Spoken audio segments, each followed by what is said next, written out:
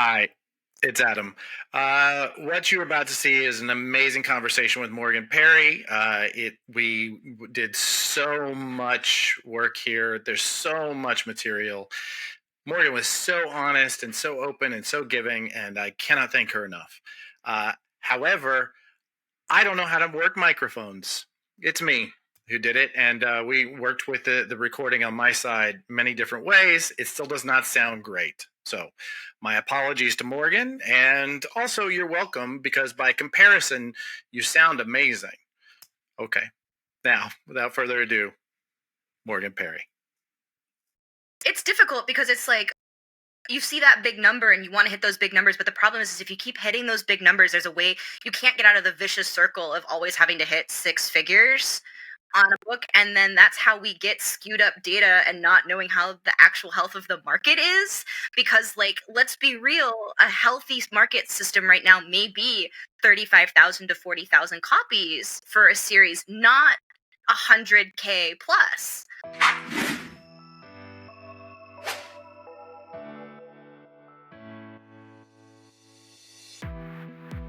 Hi, my name is Adam Freeman.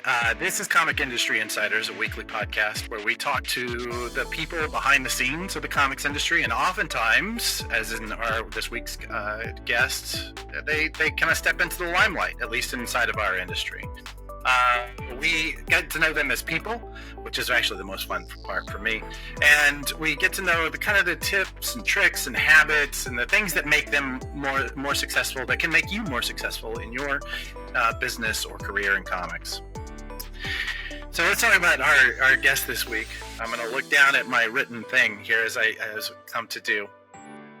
When talking about publishing executives or sales staff, the word beloved is not often used, right? Sure. Friendly? Absolutely. Fun to drink with? You got it. There's plenty of people in our industry who are fun to drink with. But beloved? It makes me think of legends in our industry, people like Bob Wayne or Lou Banks or Carol Kalish. And if you know any of those names, congrats, you found the right episode. You found the right podcast. You're here. You're one of us. That is just what Morgan Perry is in our industry. She's beloved. When legendary curmudgeon Brian Hibbs calls you his favorite retailer rep, you've either done something very right or very, very wrong, usually for your boss. Morgan has earned her place in the Pantheon, and I'm thrilled she's agreed to join us here on Comic Industry Insiders. Please welcome the scary gem that is Morgan Perry. Hey! Oh my gosh. How was that? Was it good? That's to be in the same sentence as Bob Wayne, like, that's ridiculous. But thank you. I'm not I mean, you've been around long enough. You know Bob, right? He was stepping out of DC when I was coming in, but I had a moment with him at Comics Pro or like one of my first Comics Pros ever, where I went up to him and I was just like, I just want to say, like, I know who you are and I really like your work, and just you've been an inspiration for how retailers should be treated. And he goes, oh yeah, I know who you are too. And he like said my name and I was like, I had the same reaction from David Gabriel too, where I like put out my hand and goes, I know who you are. And I was like, is that a good thing or a bad thing, David? I think, knowing David, I think he wants you to not know the answer to that ever. That's every time. That's wonderful. Now, before we get going, I know that you put a lot. You can see I put very little care into this, except for this one thing that I won against Christina at an auction. I had it on the show last week, and I didn't have this in the background, and I feel like it was wasted because I paid way too much because I was refused to let her have it. But you put a lot of effort and care into your backdrop. Can you give us the highlights? What are we looking at here? Come on. So yeah. And if you're, but just remember, we are on a podcast, so many people are listening to this in their car while they're running or whether, who knows what they're doing. Yes. So yeah, everything back here I have my trade collections separated. Downstairs is all of the US comics, graphic novels, and upstairs is all of the manga. So this whole section, these two big bays, are full of US manga, English translated on the right. Right, yes. Um, Japanese on the other side, and then Mhm. behind me I have a whole bunch of artwork. You can't see it up at the top, but I've got reproduction stills from My Hero Academia, which is one of my favorite manga. When the Japanese love to do the reproduction stills, and I wish U.S. comic publishers would do that as well. So those are really great. And then in the center, What is a reproduction still? Can so you? it's a scan of the finished manga page that you can buy as an 11 by 17 print for a lower Oh, cost. Yeah. So I've got these like double page spreads from My Hero Academia, and they pick select ones based on like whatever arc is airing in the anime, so it can kind of tie in. And you can get yeah. them from like the Jump stores. And they do it for all of their different series. They don't do them as much anymore. They usually save them for art exhibitions now. But I've got a couple too from My Dress Up Darling that the Square Enix folks have sent me for like giveaway prizes at shows because you can't get them here in the States. So those are Mm. really cool. But Is in that the the best part about working for a manga publisher now? Is the comps? Is that it? Is that? I don't get comps of anything. Well, I get comps of the manga, but I don't get comps of the cool stuff in Japan. Mm. It's so fun though because I got the package and I told my members or my coworkers at SEJ, I was like, man, I was so tempted to just like not give these away because they were so cool, and they're like, "We're so glad you love the product," but that's kind of the fun part of it is I get to pick things that Yeah. I would like as a fan to give to fans, and they get really excited about it. So there's that little bit of personal touch. But to kind of keep going on your Yes. Sorry. The rest of your background here. tangent, the middle part is all mostly original art. The top part, which I think you can see like the little bottom third of it, is the double page spread, the first double page spread from Go Go Power Rangers #1, Oh, by Dan right. Mora. Yeah. Before Dan Mora Wow. blew up at DC. I That's a nice know. piece. I All know. right. I'm very excited by it. And we all love Dan. In the middle is a gifted piece of art from the staff at Boom Studios during my time there from Gabriel Piccolo. It's a commission for Raven.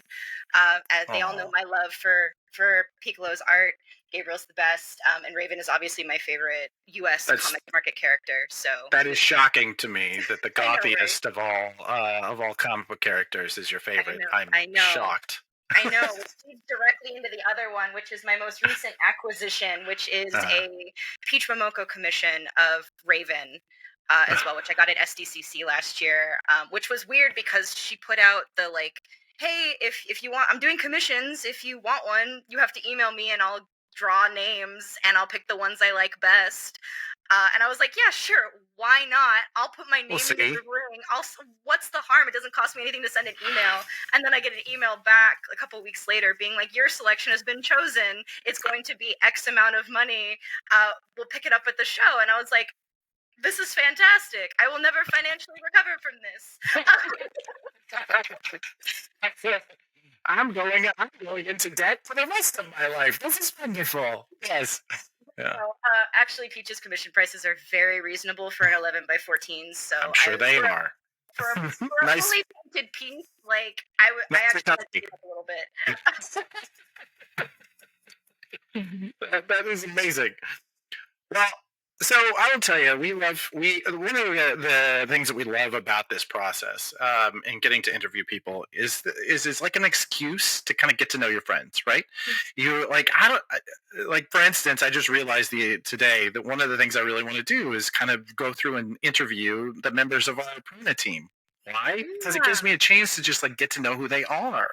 Yeah. So I will tell you. So we went and we scoured and we looked around. And the funny thing is, I couldn't really find a whole lot about who young Morgan was. I know about going to SCAD. I know about kind of finding a Shonen Jump, right? I've heard those stories, but who's Little Morgan? What does Little Morgan look like? Little Morgan is a little blonde girl that grew up in southern Louisiana. Yes, I'm blonde, like originally. Uh huh. That happened. That was thrown out as soon as I was able to dye my hair. Um, But Just not at all. I have a very good friend, an artist, an incredible artist named Liz Antos. If you ever want to look into her stuff, it's remarkable. She did this an incredible uh, deck of what are the cards they use to tell your tarot fortune? card. Tarot cards. She's an incredible tarot card deck out there. But anyway, she's in LA. She actually has a studio at the Last Bookshop. But nice. she is maybe the second gothiest person I know. Yeah, and you obviously being first. But she is obviously, and she is also blonde. I don't know what it is about you blondes that are like, I'm not doing this. I'm going straight black, jet black. Well, for me, it was like my sister got the really nice blonde hair that like actually worked with her skin tone and actually had all the nice highlights, and I got the one that was like ashy brown and like made me look pink. And I was just like, this is not happening anymore. I need to change it. I am a fall color scheme, not a spring. Like let's move on. I got you. Never look back. I like it. Never look back. Okay. And it's so funny because my sister and I look. Everyone's like, "Wow, you guys look nothing alike." And we're like, "Yes, that's intentional." But yeah, so I grew up in a small town in Louisiana, just outside of New Orleans. And What's this town? Mandeville, Louisiana. If you've I know been where Mandeville there, is. oh, great, awesome. Nobody does. It's like the road you get, the town you pass through between New Orleans and Baton Rouge, and that's it. It's like literally a one-road town. We have a very good friend who lives in Abita Springs, and okay. so every time we go to New Orleans, which I love New Orleans, one of my favorite places in the world. We always tend to spend a lot of time with her, and so I know exactly where that little. Well, I know a little bit about that area, but yeah. No. I get way too excited about Abita beer whenever I see it anywhere here, and then also Abita root beer, because if you know, you know. Oh yeah, it's excellent. So good. It is so good. Well, it's because of that spring water, right? It's that water just comes out of the ground. Yeah. You know? Just delicious. Yeah. Anyway, sorry. But yeah, no. Oh my god, no. So you have that animal, yes, in the southern Louisiana. I grew up there, and it's typical, outdoor stuff. So there's a lot of fishing. My cousins did a lot of hunting. I didn't. I was actually kind of the weird one where I was like, I just want to be inside and I want to play video games. My parents were like, we're not gonna buy video games. We were not that type of family. You have to go outside. You have to read. You have to do all this other stuff. And I was like, okay, cool. So I learned how to draw, and I liked drawing a lot. And I played a lot of sports. My sister and I, at one point, were the number 1 and number 2 ranked youth catchers for softball in Louisiana, for travel softball. Because our dad and was a big softball person. Our parents played softball like recreationally, and then I was a catcher in softball. Yeah, see, yeah, we know each other. We can tell. Yep. Everyone's like the pitcher's like the star of the show, and we're like, no, we're calling shots behind the plate. We see all of it. That's right. We put it all in. Yes, exactly. Yep. And my parents had this rule of like, if we always had to be playing a sport, so we were always active in different things. So it was always like softball practice and then basketball practice, and then I was like, I really don't like the super competitive like nature of sports. Some people are really like, you are to be a very specific sports person to take that type of competitiveness. I'm a very different type of competitiveness. And so I was like, I'm going to do fencing. And so I did competitive fencing for a number of years. I was also a fencer. Yeah, I did. We're learning things. There's no shock here. I mean, when I say I was a fencer, I will say that we didn't. I was not at all competitive, but I did take some classes. I did do the training. I did, I can, if you put me in the gear, I'll do a passable stance, but anyway, sorry, go ahead. But that was it. And I wanted to focus more. I told my parents I wanted to focus more on art as I got older, because I really liked that aspect of expressing myself. And so I was able to do that while also doing sports and fencing and doing all of the different like gifted and AP academic stuff that I had to do. And convincing your parents that you want to go to art school is not the easiest thing in the world to do. So I was also doing anime conventions as well, like local anime conventions, to prove I could sell my work. So I could be like, look, I can actually make money. And I started the anime club at my high school. So... crazy stuff. I don't know how deep you want me to go on this. Oh, this is wonderful. I mean, this is excellent. I had no idea, and this is exactly it. I will say, like I said, the thing about this project that works for me is getting to know you as a person, right? Getting to know the people who are kind of make this all up and where we all come from. And Exactly. I even had another publishing exec I was just talking to about how watching these, he was shocked by how much intersection there is for those of us who land in this industry. And it Yeah. doesn't really intersect in the rest of the general population, right? That all of us kind of come through the same weird, twisted path to land here, you Hmm. know? So I don't know. Yes, I'm all in for this. So this is stuff. So you're selling art at anime conventions. Did you have the little booth? The little like? Did you build yourself a little? Because they have the anime girls always have the best like booth layouts. I feel like this was pre like anime booth. Like we were still trying Okay. to figure out here in the US. So you just kind of had a table and like the folks that were like really into their like making their own merch and stuff had the like Yeah. stackable stuff. Me, I just whatever I could fit on the table, and I would sometimes bring like wire racks to like hang stuff on. But it was a lot of selling fan art, which I was looking at some of it recently, like back in like Facebook memories of things that I had created for shows. And I was like, Yeah. dang, I was just more or less predicting I would be working at Square Enix like 30 years down the road. Because there was a lot of Soul Eater, there was a lot of Full Metal Alchemist, and I was just like, what is this? You knew. You I knew. knew. And my mom had photos of like all the stuff that, my parents were super supportive. They were like, what is this anime and manga thing that you're into? Um, and they were incredibly supportive and never once tried to discourage me from one, creating art, or two, pursuing a career in an artistic field. They were like, as long as you get straight A's and it makes you happy and you're able to figure it out, like, and Yeah. make money, we're good. We support you.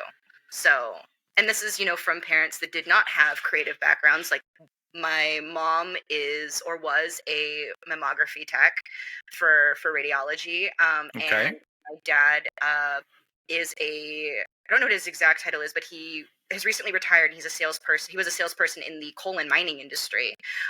So, and then like the rest of my family have been like used car salesmen. So like a lot of blue collar workers in my But family, a and lot of sales, though. a Obviously, lot of like, you come sales. from the culture of sales. It sounds Yeah, like a lot of that's. yeah. I Mhm. mean, that is a family skill Mhm. that comes together. Well, that is really wonderful. So you mentioned I want to take just a quick leap into we're going from tiny Morgan to now grown up, comics professional Morgan.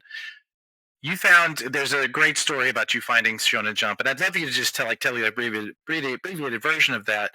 But also, just and as you're telling it, I want you to think about something with me, which is I've long been fascinated by the fact that anthologies just don't seem to work in our industry. Like they just don't sell, Mhm. and everybody. I mean, not everybody.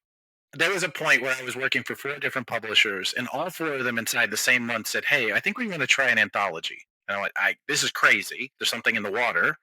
But they just don't, and every anthology that I can think of has failed, with a few exceptions. Things like Ice Cream Man, kind of jump to mind, and which is it is an anthology, but there seems to be some sort of secret sauce behind it. Do you think something like Shonen Jump could work in our market, and how? But I do want to hear the story about Shonen Jump first. So So I'll do the story first, and then I'll answer your question.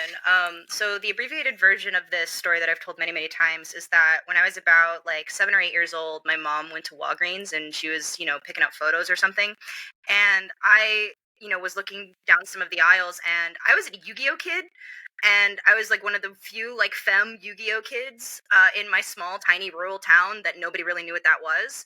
right, So I see this magazine in the magazine section, and it's got the main character's face, Yugi, like plastered all over it. And I was like, what is this? And it like blew my little mind. And I picked it up and I showed it to my mom. I was like, I want this. And she realized it was like $5. She was like, yeah, sure, why not? It's like this thick magazine of stuff. And I didn't even look inside. Like I didn't care. I was just like, Yugi's on the cover, I want it. it's like a Um slab of culture, right? It just is yeah, like, yeah, yeah, yeah, and then I took it home and I read the story because I think the way that they placed it was whatever was on the cover was like the first story that month. And so I read the Yu-Gi-Oh story, and then I get the next page, it's like One Piece. I was like, what is this? Where's the rest of the story? I what? I want my $5 back. I want my mom's $5 back. Like, I don't understand. And then I started reading the stories more, and that's how I got into One Piece and Yu Yu Hakusho and Bleach, and I think at the time it was like Hikaru no Go and Naruto and stuff like. I started getting into these stories. I was like, oh, and understanding the concept of this is just a chapter of a larger story, and I'm going to be able to get the next chapter the next time I go to the Walgreens.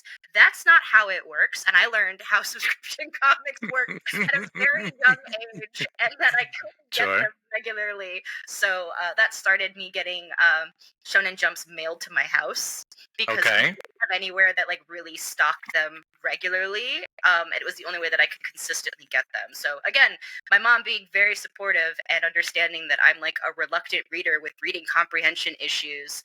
Right. And I'm Anything that you do devouring. as Yeah, parents, that's what we do, right? exactly. We just constantly. I don't know. Maybe it's just me, but it sounds like your parents as well. You're just constantly on the lookout for the thing that brings that light into your kid's eyes, and Yeah, you're just like, oh, whatever it is, I'm gonna go find it now. We're gonna do that.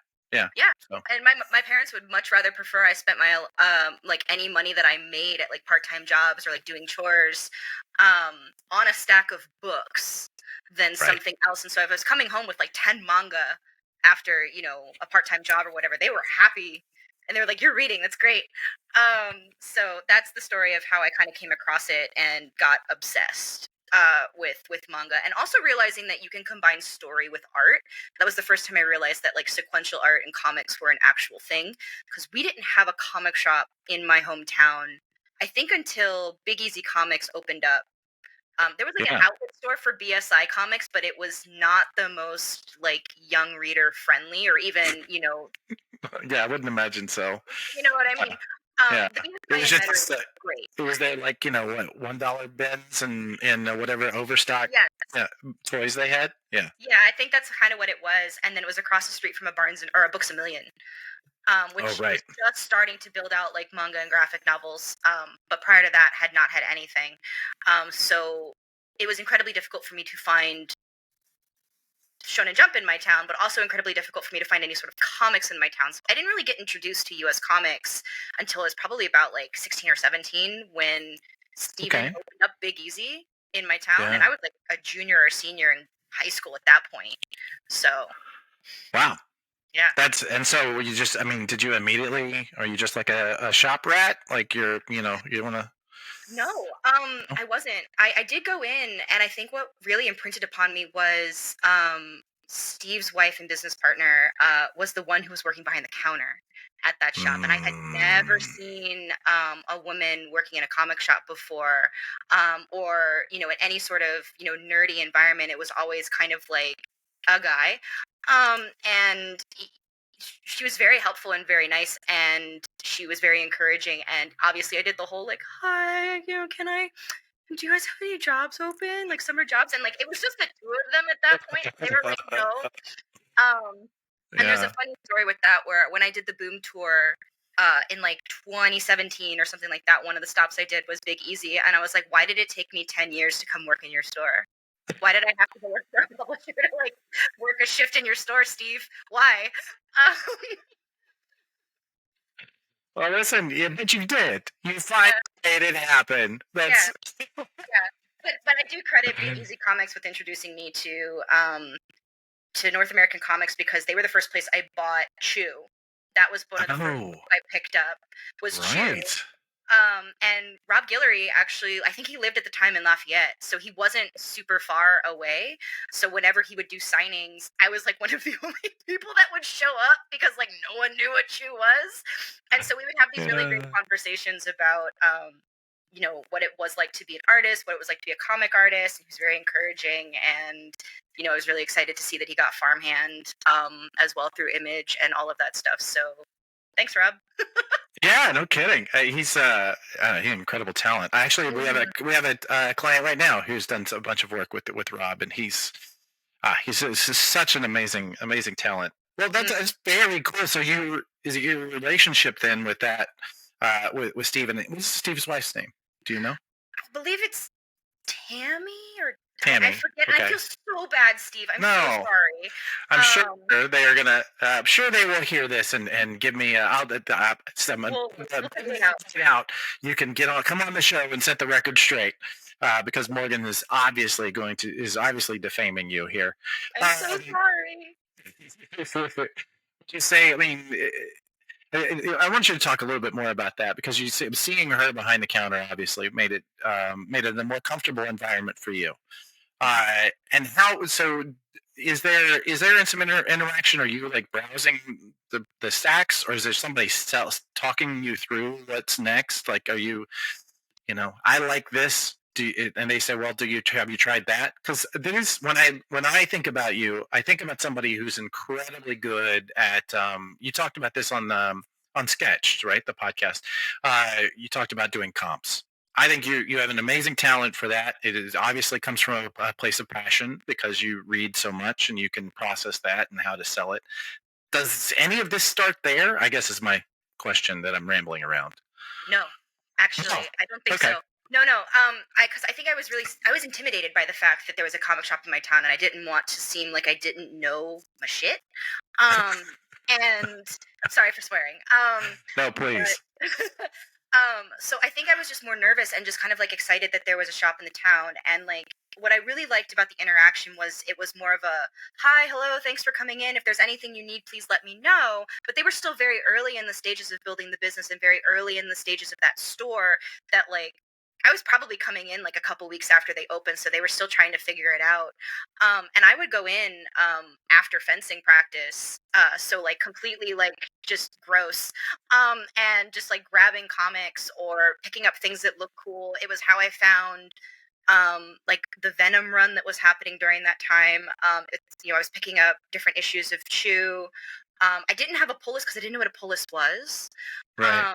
And I didn't really understand what a pull list was until I started working with Carr, which I know that sounds really bad for somebody that's been working in comics for so long, but there's a reason, is because I wasn't necessarily focused on the retail aspect of comics. I was focused on the creation aspect of it. So I was Right. picking up things from artists and covers that look cool. I was picking up different stories where the interiors matched. And at the time, I was still reading manga, but not as frequently. And I actually stopped reading manga altogether in college. And there's a whole reason for that. But I think it was an interesting. My standards were set with Big Easy of like a very comfortable environment. So it was kind of different when I would visit other shops, like when I was in Savannah, Georgia, where that experience was not the same. It was if I went in with a group of friends, which were usually guys, it was the person behind the counter who is also a guy would acknowledge them first and be like, "Let me know if I can help you find anything, bro." And I'd be over in the corner like grabbing, my Skydoll comics from Marvel and all that stuff, and it was basically like, why are you picking up the weird esoteric stuff from Marvel that's not selling? Why aren't you buying Walking Dead? Why aren't you buying Invincible? And I was like, it's not my thing right now, and I am reading it, but I have to wait for the trades. I am a broke college student. Like, Right. get off my back. Don't touch me, bro. Yeah. Exactly. Yeah. But also it was that thing too of like I didn't necessarily have the funds for comics, and I didn't have the space for comics, so I had to be very judicious about what I spent my money on. So Sure.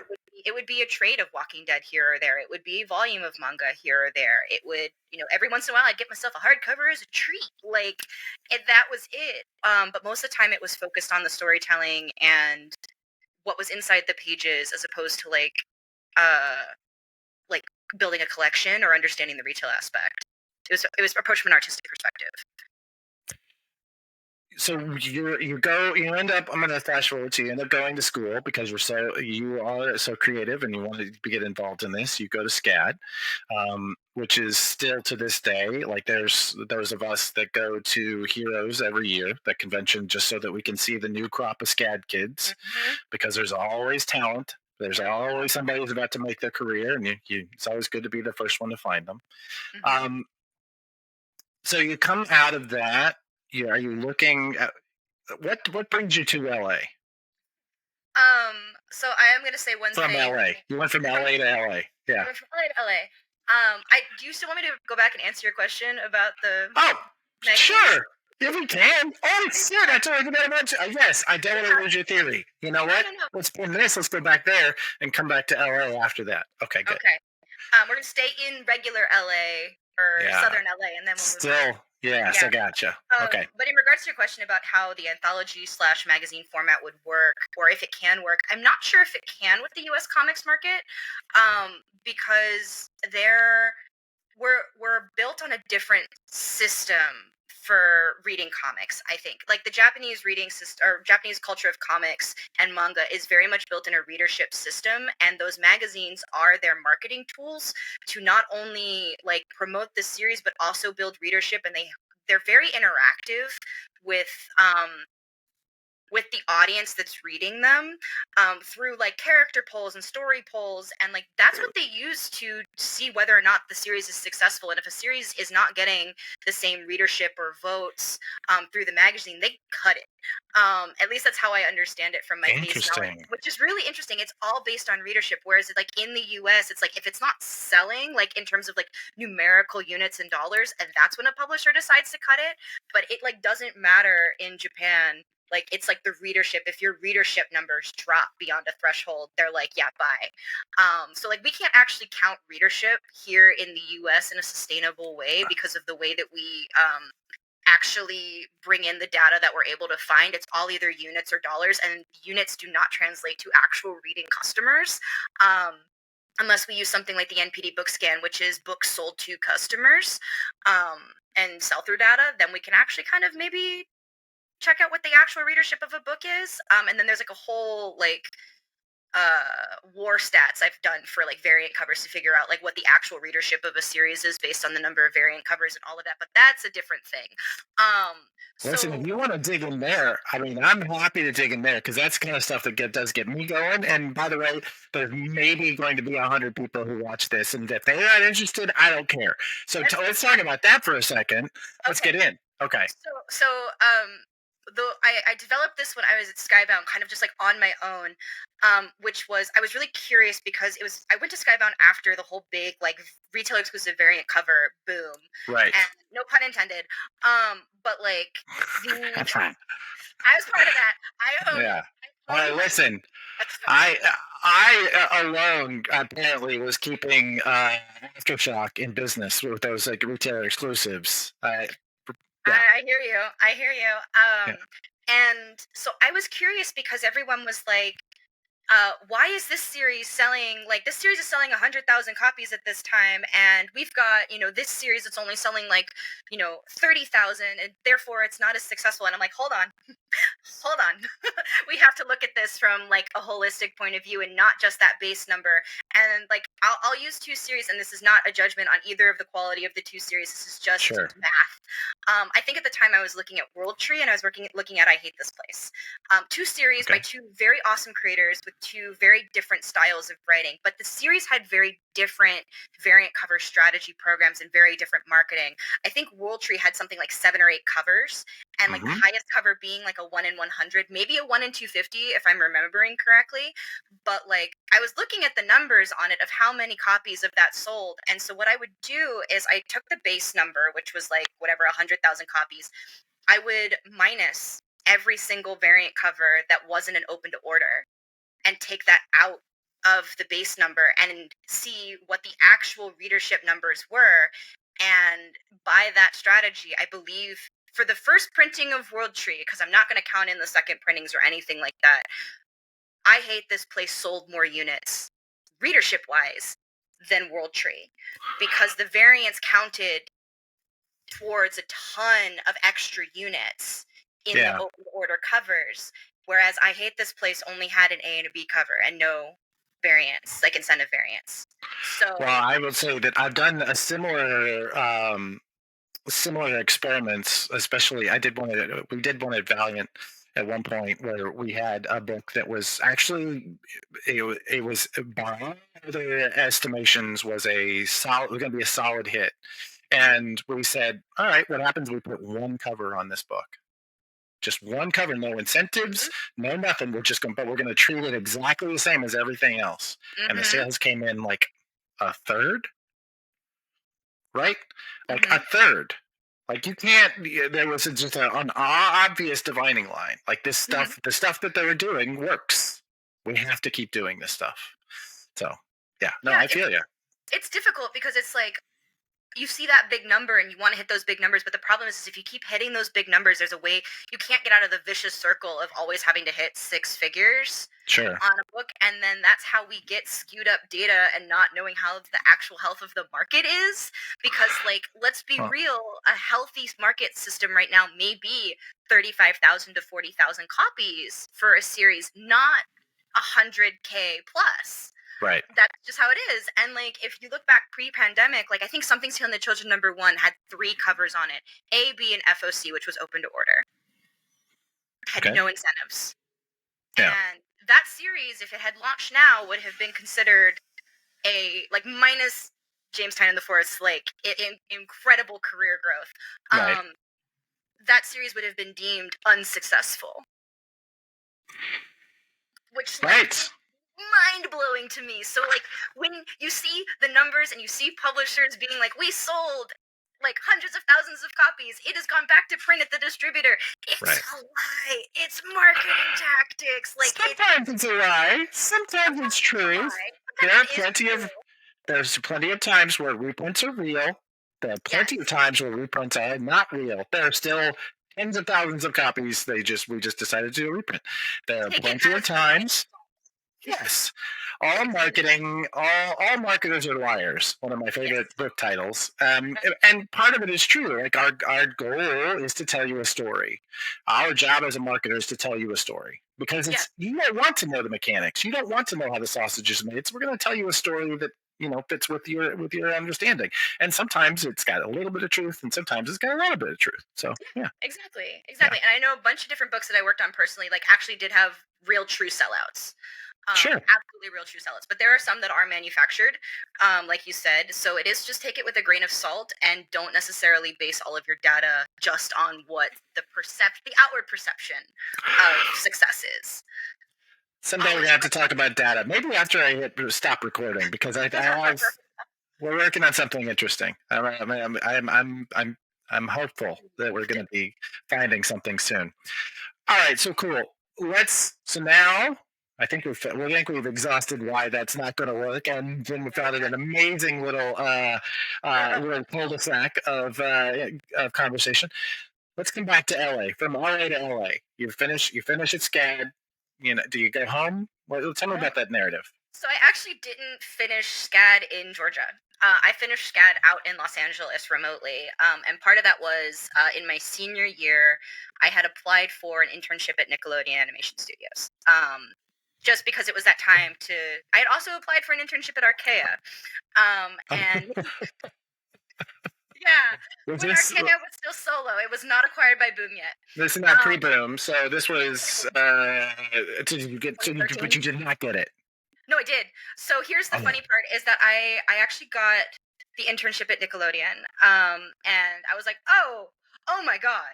Like it was weird. And I had to like go to like the ombudsman and like student services and be like, what do I do? I haven't graduated. They're like, just move. Just stay out there. Don't come back. Well, you'll be better off out there. You can finish your degree online. So I switched to an online student and I graduated out in Los Angeles. Well, good for them. The whole point of a degree is that you're going to get a job, and you found, the beginnings of a job. Exactly. And I'm like preparing to move out to Los Angeles, and I am in the Barnes & Noble parking lot with like a stack of manga and comics, and I get a call from Mel Kylo, and Mel's like, hey, just wanted to let you know, we want you to come intern at Archaea, and it's going to be from this time to this time. And it was during the exact same time as the Nickelodeon internship, and I had to tell Mel no, and because I had already previously accepted the Nickelodeon one, and so it was a heartbreaking moment, but it all kind of comes full circle because after I finished the internship at Nickelodeon and after I kind of completed my graduation, I was working in retail part-time, and a Boom marketing internship came up. And so I applied to that. And again, it was Mel. And right. And I was like, remember me?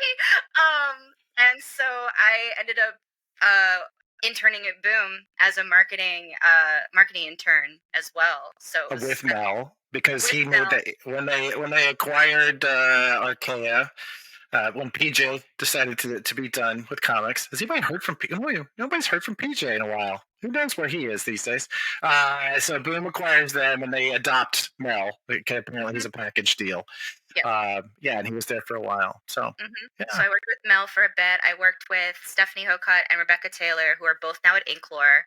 I worked with a whole bunch of different people that are all at different aspects of the industry now, which is really great. I learned so much. I still have the original press release for Lumberjanes that I helped write, which is weird. I know. Whoa.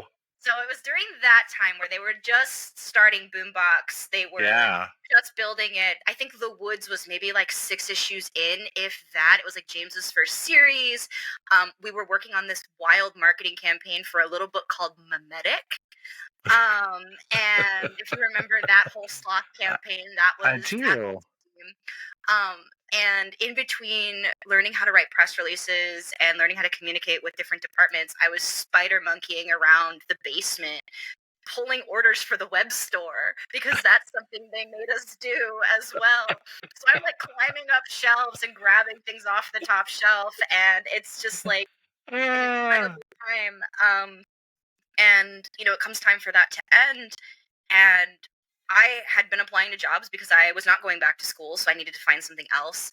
um Towards the conclusion of the internship, they were like, we'd really like to try and offer you a job, but we don't have anything right now. And I was like, that's okay, I've accepted a job at this nerd fashion company, which I was Wheel of Fine at the time, which I don't think that oh they're. yeah. I Yeah, remember that. We were fine. yeah. Yeah, I remember. I was a retailer in LA during that period, Mm. and we would actually go to their warehouse to buy stuff for the shop.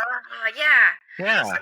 So I I went might back. have bumped into you there. It's entirely Maybe. possible. It's Yeah. possible. I was only there for like a year, because I was like, I do not like this place. I don't like what I'm doing. I am enjoying being with comic fans at shows and talking about all the things that they're into. And I had worked with Katie Elhofer of Elhofer Designs now to design the Spider Gwen hoodie, the first official Spider Gwen hoodie. Oh whoa. Yeah. Yeah, because I remember Katie came into the office one day and was like, "Hey, you're a comics person." I was like, "I guess so," and was like, "What's hot right now?" And it was right after Edge of Spider Verse had concluded, and I was like, "Well, there's this character that was introduced in Edge of Spider Verse. It's super cool, and she's finally getting her own series, and it's Spider Gwen." And I showed her the costume. She was like, "Oh my gosh, this would be awesome! Like, what do you think we should do?" I was like, "I want a hoodie." So like, she's the one that designed a hoodie, and the funny story about that is that no one else believed in the product because they were like, who is this character that's like a one-off, like no one's gonna care. And we had to hit these numbers, and Diamond came in and bought double what our actual projection numbers were. And I was like, ah. They were like, so this is a thing, and I was like, this is a thing. So that's how the whole collection came about. And then Yeah. Oh, amazing. it was weird. And so like the reason Spider Gwen's in Hot Topic, hi, hello. Partially a small bit. It's just weird to have touched so many weird stuff that ended up becoming cultural phenomenons like in comics many, many years later. Um You're like the Forrest Gump of comics, is basically what you're saying. Maybe. I'm not saying no. Life is a whole lot like a box of chocolates. Now that you mention it. Truly, truly. Been in comics. um but Yeah. at Wheel of Fine, we'd go to all these different shows, and I would meet with people, and they'd always get so excited about all of the Marvel stuff and the comic stuff, and it would turn in these long conversations about what are you reading, what are you watching, and then like when we Right. talk about comics that we're reading, I was like, oh, you should read this, da da da da da da da da. And then one day I just woke up and was like, man, I hate this job. I don't want to be here anymore. This is not what I want to do. I don't want to be selling clothing. I want to be in a shop. I want to be creating comics again. I miss that. I want to go back to my roots. What am I doing? Why am I a corporate shill? And I quit. I just quit. I had like a little bit saved up, and I was just like, bye, I'm out. And they were like, okay, bye. And so I went and did my own thing for a couple of weeks and realized the rent is really expensive in LA, even in like Yeah. 2014, 2015. And Lumberjanes was doing a signing at Earth 2, and so I went, and I was just kind of saying hi to a few people, and ran into Car and Susan, and I was like, are you guys hiring by any chance? And that's how Earth 2 started. Oh, well, I did. You have talked a lot about your retail experience, and I vaguely remember you from that period. I feel like I was very close with Cara and Susan and someone else who will not be named when they were getting started, and in fact, I remember very clearly Par sending us an email at Brave New World and saying, "Can I pick your brain?" And my ex-wife it was saying, "Oh, it sounds weird picking your brain. I'm not into it." Anyway, but I will say that we remained very close with them. We actually gave a little bit of furniture for their second location when they bought out that place from Golden Apple, and Carr and I did the whole rereading the Watchmen thing for Yeah, CBR together. Yeah, so I've been really close with them, and I want to thinking about this interview and not wanting to like kind of retread a lot of ground that you've done before. I wanted to talk really about the relationship with them and how. What are the? Can you talk just a bit about like say maybe lessons that you learned there, or things that kind of maybe surprised you about working in retail, as opposed to the experiences you had up to that point? Because this is the first time where the rubber really hits the road, right? You're really taking these things that I'm sure you thought were true and applying them to actual people. So, can you talk for a minute about that? I don't have Yeah, anything. yeah. This kind of more amorphous, but yeah. No, it's fine. I think so. I kind of go into every job opportunity with a clean slate, clean mind. Like I don't really have expectations about what the job is supposed to be because like my idea is I need to observe what's been going on in the system for a little while before I can feel comfortable enough to suggest breaking it, or improving it, or something. Sure. And that's kind of how I took the job at Earth 2 as well, which I was like, I know comics from a creative perspective. I know most comics from like a market perspective, from the marketing side that I learned at Boom. So I'm just going to try and do my best to sell comics to the best of my ability, whether or not they're comics I personally enjoy. And it was listening to, I think what I learned the most at Earth 2 was the importance of listening, which has carried with me through the majority of my career. And that was not only listening to the customers and what the customers wanted or didn't want, but also listening to my fellow staffers in what they were reading and what they liked and what they didn't like, so that I didn't necessarily have to push myself to read everything. I did not have Right. to read every issue of Batman. If my coworker like really loved what was going on, I'd be like, what happened this week? Like Yeah. we'll flip the stack, and then that way I at least had an idea of what was going on that side of the store, while I could also do the stuff that I was interested in or read the things that kind of help bridge the gap, because I was one of the only employees in the store that was trying to actively read everything just so Right. I knew what it was. Um, or to be able to like pull the, well, it wasn't for me, but this is what it's about. Because you never want to say you don't like something. I think that's also something I learned from Kara as well, is you don't want to be negative in regards to anyone's work, because, don't yuck someone else's yum. Just don't imprint yourself on an opinion, because that will, one, negatively affect your sales potentially. It could also negatively affect how people perceive your store or perceive you as a person. So it all kind of comes full circle of like, just be cool, bro, be cool. And Don't gatekeep me, bro. don't Yeah. gatekeep me, bro. Yeah. And so that was kind of the thing that imparted on me the most, was listening and not being negative, or finding the positive in things, even if you personally didn't like it, you'd Yeah. have to find a way to spin it. And then after a while, like, I think everybody has the misconception that if you work in a comic book store, it's going to be easy because you just get to read comics all day. Let me tell you, that some people who came in who were like that, I was like, you are not going to last long. Not with me, Mm-mm. not with Carr, not with Chris. Um, Mm-mm. and I think that's something that Oh, were you working with Chris Kohler, Johnson? Oh, I Chris thought it was Kohler. a Kohler. No, Okay. no, Chris Kohler. I did not get the opportunity to work with Chris Johnson, though I feel like I did because I saw him a lot when I would go back into the store. Yeah. But I'm so glad that he is seeing success I in comics. know. I've known Chris since he was legitimately came into the shop as a little kid, just in the same way you were. Maybe Like when you tattoo talk, tell Chris. that story. Yeah, big tattoo Chris. I remember him as a little bitty kitty, Oh, coming in just browsing the stacks and knowing everything about the comics that were there. Like knowing way more than he should based on how much he was buying. You know what I'm saying? I don't yeah. want to, say how that happened, but and then later, actually, I gave him. We hired him to do art like art lessons for in Mm, for kids in our back room, yeah. and then he started working, and then eventually that's what how he transitioned to art too. So yeah, I've known Chris Johnson since he was a little one. He's a And he klutz was kid. so small. I know, and now he's just so stern and tattooed. But It's you know what, so Mom? incredibly talented. Yes, That image book that when it hits, man, people are not ready for it's it. gonna be good. It's gonna be good. Yeah, yeah. Um, Anyway, go ahead for no, no, you're fine. No, like Chris Johnson appreciation all day long. Um, it. but also one of the things I learned at Earth 2, which is kind of one of the more subtle things, was the importance of treating everyone the same. And I don't mean that in like, you know, everybody, you don't know what type of day people are having, so you need to be cognizant of that. Whatever outward appearance and whatever service you're giving may actually be the thing that brightens someone's day. And we, Yeah, being in Los Angeles, there is a high probability that someone famous will walk into your store at any given point, so you need to learn to keep that shit in lock, right. and not be a fan person, because they're a customer just like anyone else. And it would be cool if they became a regular, but at the same time, they're probably not going to. So don't make their experience with your store uncomfortable or weird. And I treat everyone the way that you would treat that, celebrity person, as they are the most important person in that store to you at that given time.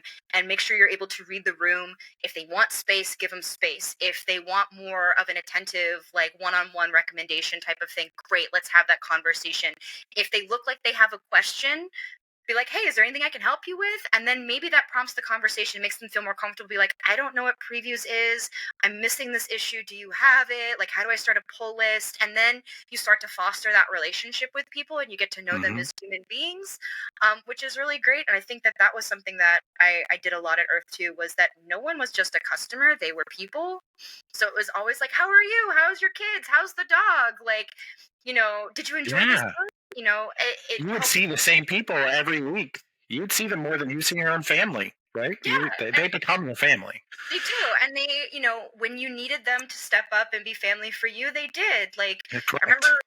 we had an instance at the store where the shop got robbed during a Tuesday check-in during the day, which was Oof. fun, by a transient person who came in and pulled me over the counter, which was great, and lots of fun. And What? so Pulled we you over the counter. Yeah, so we were doing Tuesday check-in, and it was me and my other female coworker. She was checking in books at the pull-out table. I was behind the counter checking in graphic novels and variant covers. And this guy comes in, and he seems a little off. But again, you treat anyone like you Sure. want to be treated, and it was the same thing. Like, we had a lot of transient folks come in, or unhoused folks come into the store because they wanted to get out of the heat. We'd offer them a bottle of water. We'd offer them free comics. Like, we'd make sure that their experience was comfortable. Something about this guy was off, and both Emily and I looked at each other like alarm bells were kind of going off, but we still needed to like keep ourselves calm and keep ourselves cool, because it could just be a regular situation. Right. But like, he's walking in like plastic blue scrubs, and so it's like not even normal clothes, and something's off. And he's like Yeah. touching everything. And we're like, okay. And he's like looking at all the books in the case, and he's like, that one right there. He's like, can I see it? And I was like, hey man, store policy is that I'm absolutely allowed to show it to you, but I gotta keep it behind the counter. I can't like have it go over the counter and stuff like that. So I was like holding it like this. And I think it was like Fantastic Four number like 44 or 46, something like that. Sure. Um, and it was like one of the ones that had the price on the book, so it said like $200. Um, and the guy was like, "Oh, I think there might be some like, something wrong with the corners. Like, here, do you mind if I like take a look at it?" And I like tipped it just a bit, and the guy reaches over and grabs it. And I'm behind the counter, and I don't think my body goes into roller derby mode, and I squat down, and he like doesn't get it, and he like takes a moment where he has to like pull it again, and I'm like, mm-mm.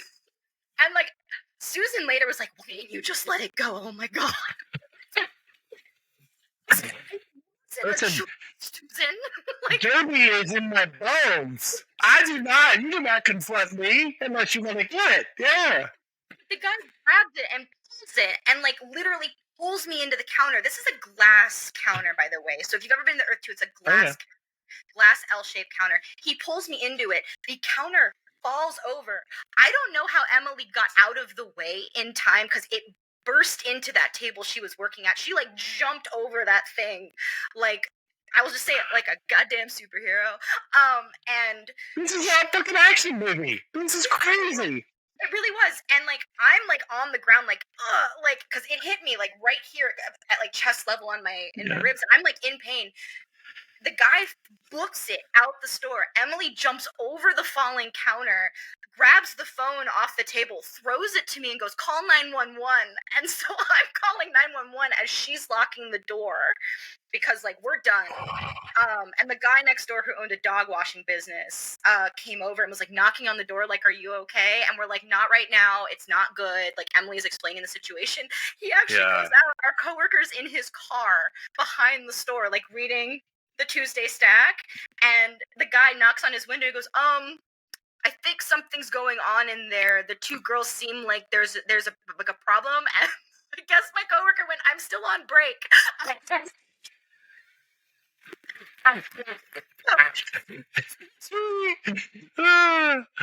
He comes in and he sees like me on the ground, and I'm just like, and like Emily's like, and like the counter's over, the computer's on the ground, there's comics everywhere. It's like, what happened? And like we call a car, and I'm like, "Car, you need to come into the store. The store's been robbed." And he's like, "What?" And I was like, "The store's been robbed." He goes, "No, it hasn't." And I was like, why would I say? Okay. So everything here happens, and cops come, and we're explaining it. We find out that this guy has a habit of, apparently he is known known to the cops as the comic book guy, and I'm like, this is my villain origin story. The comic book guy. And he used to have, and prior to him getting picked up, he used to have comic books in his bag that he would show to other unhoused individuals and then beat them up. That's what they told us. And I was like, okay. And so like we've got these two stressed female like comic book people. They're like taking all of their notes, and this poor cop who was like just a beat cop that was probably like first couple weeks on the job was like, "Has anybody seen Deadpool?" And we're like, "Not the time, buddy. Not the time." Read the room. You've seen Deadpool. Oh, dude. The movie had like just come out or something. But I say that to say that like when our community found out that that happened, because it hadn't registered to me, I went back to work the next day. I went back to work, and I worked the Wednesday shift, and then I went back to work on Thursday, and it didn't hit me until that Thursday that when Emily had been like obsessively cleaning the floors, and she's like, "This guy violated our space, this guy violated our community, he violated you." And that's like when I like it hit me, and I like just started bursting into tears and crying, being like, "I'm not okay. This sucks." But I will say this is that we had one patron that would come in every Wednesday night. His name is Christian, and Christian worked on the military base, and he would stay until 9:30 when the shop closed. It didn't matter if he had somewhere to be or if he was there for 2 hours. He was there for months on the Wednesday shift and made sure that we got to our cars okay. And That's made sure incredible. that anybody who was messing around outside the store was out, and would keep watch over us. So that's, the community you build. Thank you. That is not only an incredible story, but that may just be, you may have just given me the clip that opens the episode. I do want to talk for a minute about the skills that you're talking about community building, right? Mm-hmm. You're talking about sales, you're talking about reading the room, you're talking about action sequences where you have to protect the comics with your life, It's not just reading comics, guys.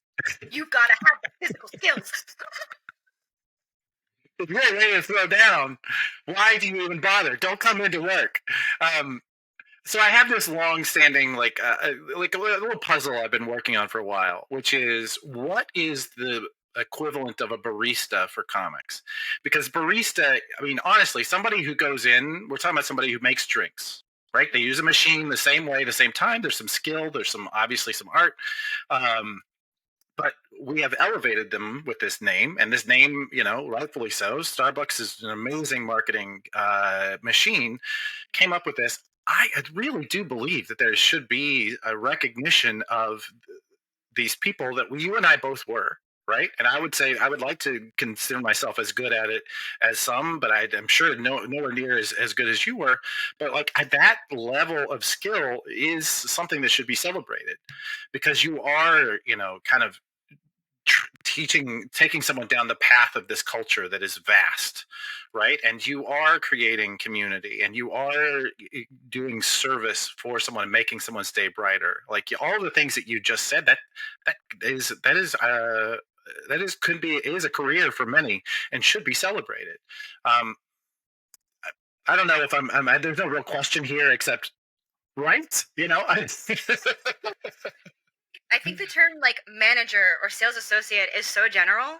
Like yeah, like I don't know what the word would be. Like you almost need like a sommelier or like a connoisseur type title. exactly, I honestly was like, let's just reclaim barista too, because we are where it's like the comic book bar or whatever. I don't know. There's no yeah, really good like there's not, term that yeah. doesn't sound funky, but I'm sure as marketers we'll figure it out and we'll come back to Someday. it. That's what I'm saying. I think that I know enough marketers. We're going to find the name.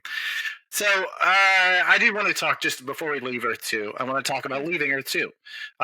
Before we talk about you leaving Earth 2, let's talk a moment about the decision that Carr and Susan recently made, which was to, close the shop and move on.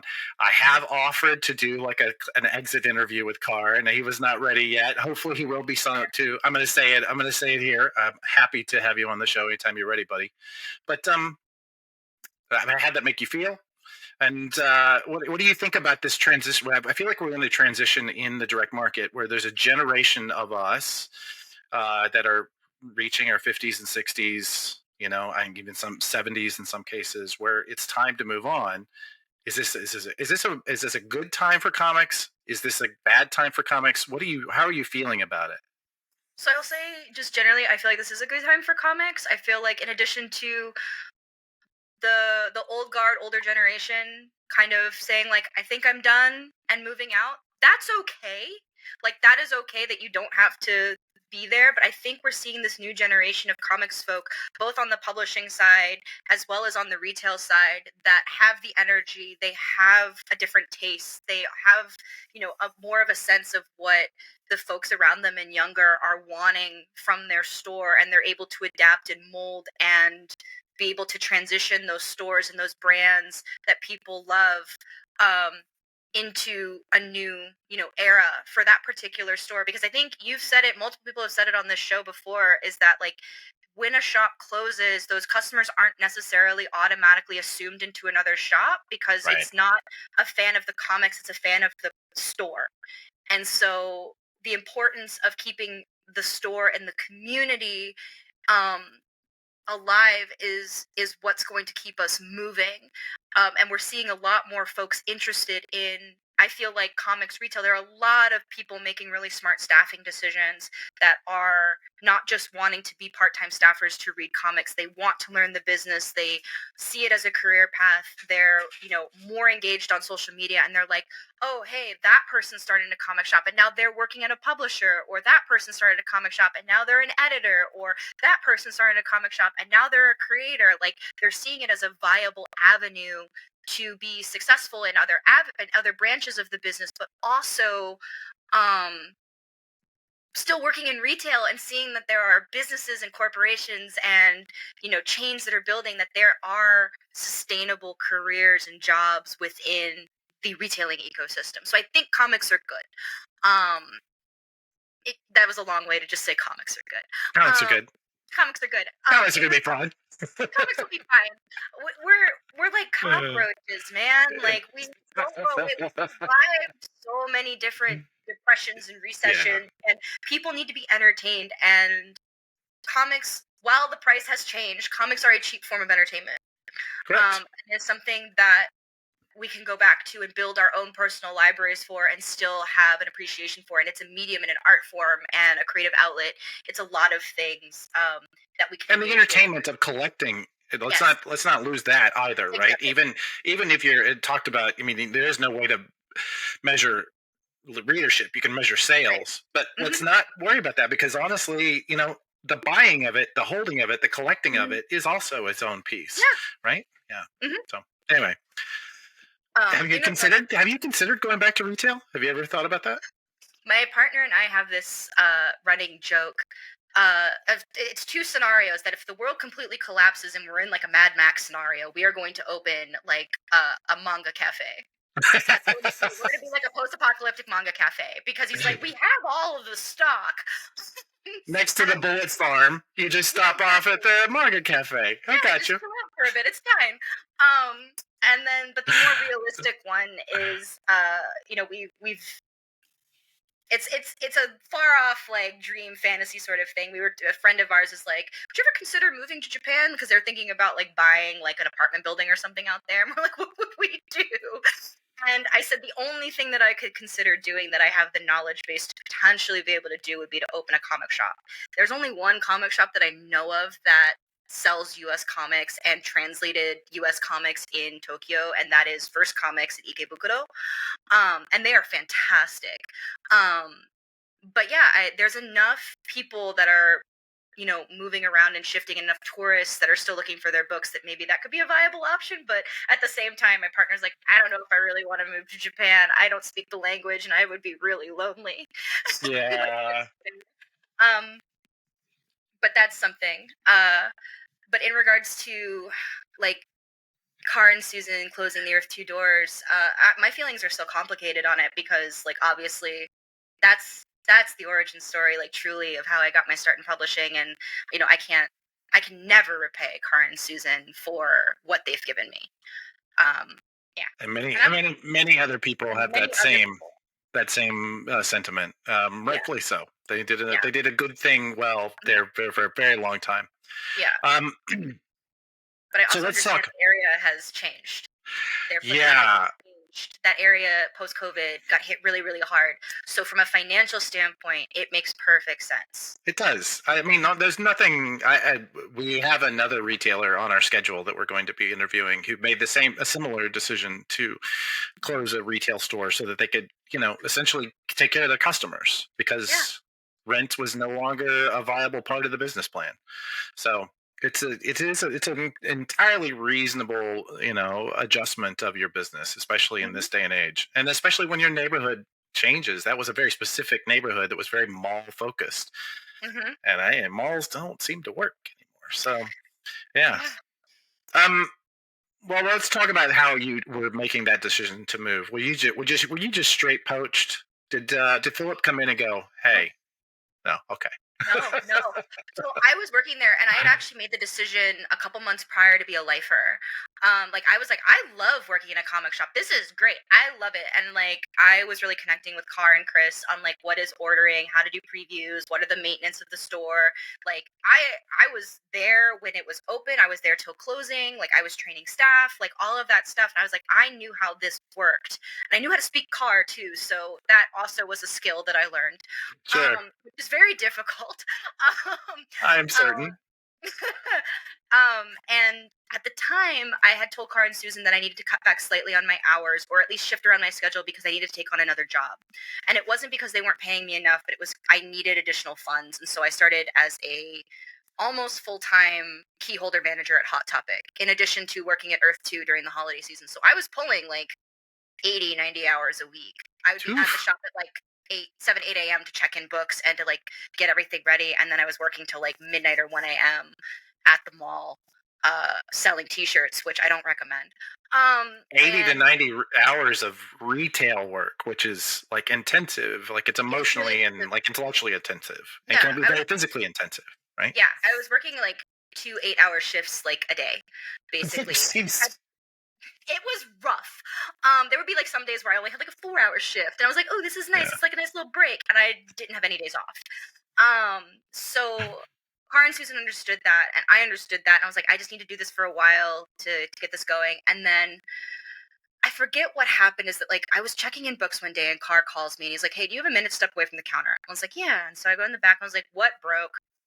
And he was like, "No, nothing broke, but I just wanted to ask you a question. Like, would you consider, Philip Sablik from Boom Studios called and he's looking for somebody for a direct market retail representative position. He's like, is that something that like you'd maybe be interested in doing because Car and or me and Susan would like to put your name for that." And I was like, "Are you okay with that?" Like that was like my first question. Because like respectfully, I keep the place from burning down, literally and metaphorically. Like, like what are you gonna do? Um, and that's all said with like the most love, and I have like the exact privilege to be able to say that to Car Of at course. the time. And he was like, "I think," he's like, we'll figure it out. We'll figure it out. We'll make it work." Susan and I discussed it, and we unfortunately can't offer you any more than what we are able to now. And Right. I was like one of two full-time employees, myself and Chris. And he's like, "I think this would be good for you." And I was like, "Okay, well, I'll I'll do the interview." And so like I did the interview, and I interviewed, ironically, I interviewed with Philip and Ross first. Um, Wow. and They didn't start you and wake you up. They just went, all right, let's talk to this kid. Let's yeah, go. Yeah. yeah. So my first interview was with Philip and Ross, and Ross was like, "Pitch me a book." And I went, "All right, bet." And pitched Let's him. go. Let's I'm gonna go. take off my earrings. Let's go. And I was like, I pitched him Weavers because that was the book that I was reading from Boom that I liked the most. And he was like, what's the pitch? Like, what's the one line pitch? Like, it's this meets this. And I was like, it's Guillermo del Toro if he did the Sopranos. And he was like, and I was like, he's like, "What?" I was like, "Guillermo del Toro if he did the Sopranos." And I was kicking myself because I didn't compare it to another single issue comic or another comic at all. I just picked two things. But that's how I had been selling it in the store. Was Right. if you like Guillermo del Toro movies and you like mafia stuff like Sopranos, this is the book for you. And we were selling that book hand over fist because it was so good. Also, it's Cy Spurrier, and Cy can do no wrong. And they were like, "Okay, cool." And so I thought I tanked that interview because of that question entirely. And then they're like, Yeah. "Hey, we want you to move on." And I ended up talking to Arun Singh, who was also one of my customers at Earth 2 previously. And again, Mel. So I was like, "How you doing, Mel?" Uh, and yeah. And I think what happened was I was on break at one of my shifts at Hot Topic, and I was in the food court, and I had gotten a call from Philip, and I was like, this is the call where they tell me thank you but no thank you. Yeah. I was like, all right. So I'm in the food court, and I call Philip back, and Philip's like, "Hey, how you doing?" I was like, "I am very tired and I'm on break. What's going on?" Very obviously more politely than that, but like No, I just like the idea that you're like you're certain you lost it, so you're like, what's up, asshole? Come on, just get it over with. and he's like, "We want to offer you the job." And I think I started cackling, like I was so deliriously tired that I was like, "What?" And he's like, "We want to offer you the job." I was like, "You're lying." And he's like, "No, I'm not." And he's like, "We want to offer you the job." And I was like, "All right, this is it." And so I took the job. That's amazing. I took the Wonderful. job. Yeah. Well, I will tell you, in that we have a very similar path because I went from coming from retail into, I knew I wanted to go into publishing. So I talked to a whole bunch Hmm. of my friends who worked in publishing, and including Philip, and was at one of his barbecues. And I was telling him, hey, I think I'm ready to move on. And he calls me, he says, yeah, we were just saying we need somebody. Why not you? So my publishing area started with Philip at his previous job at Top Cow. Mm. So talk about that. Like, talk about how that shift was for you. Like, you went from dealing with the public to dealing with retailers, which is very similar, right? We're still dealing with fanboys, right? We're Mhm. still talking to people about the stuff they're passionate about, and we're trying to convince them to buy something, right? Two things that are very similar. But like, what surprised you as completely different? Now you talked a bit earlier about being open minded about how these things come at you, but you have to have some preconceptions, right? I think so, yeah. I mean, like, I didn't know what to expect from the job, so I think my preconception was no conception at all. Like, I was just kind of like, "Oh, am I gonna fail at this?" Because like, I had had previous jobs, like, that I had failed at, and I was like, "Is this did I just mess up? Like, is our car and Susan gonna take me back?" Like, that's kind of what Right. was going through my head at the time. Um, and I don't think it was until the first Comics Pro that I went to, which was in Memphis, that I really kind of understood what the job was. Because I was kind of scared about retailers because, like, everybody internally was like, "Oh, you need to watch out for Brian Hibbs, and you need to watch out for this person, and da da da," and like all these scary stories. And so I had these like monsters built up in my head of all these other people. And so that kind of made me nervous. And then I did the first Comics Pro, and I unintentionally, I think, had street cred because I was Car's manager, and Car was a founding member of Comics Right. Pro. So that kind of gave me a little bit of privilege in that space for a minute. But then that only goes so far because they'll give you like one pass, and then you got to know your stuff. And I think that Comics Pro taught me a lot. Again, it was the listening where I was like, they'd come and they'd be like, "Hey, we're having issues with this, and this," and I was like, "Okay, cool." And I would do the same thing that I did with Car when there was a problem with the store. I was like, "Explain the problem to me like I'm 5.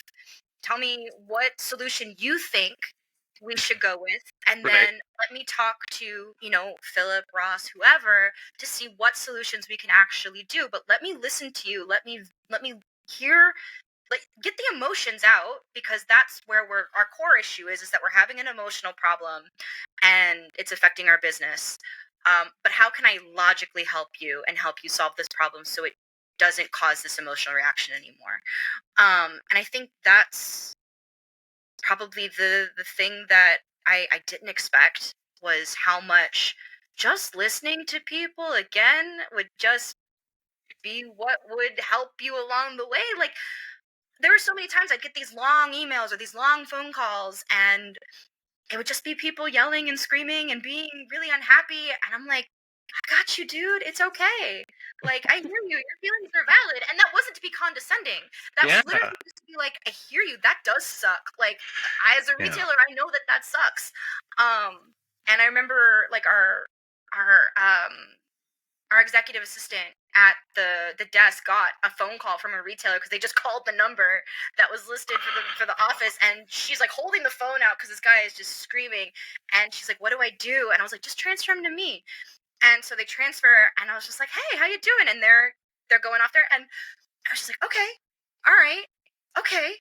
Yeah, no, that makes total sense. You know what? Why don't you just email me your information, email me the problem. I'll reach out to your Diamond rep. We'll get this resolved for you. And in the meantime, while they're working that out at Diamond, I will make sure that you get the stock sent from our reserves here at the office. Will that work for Right. you?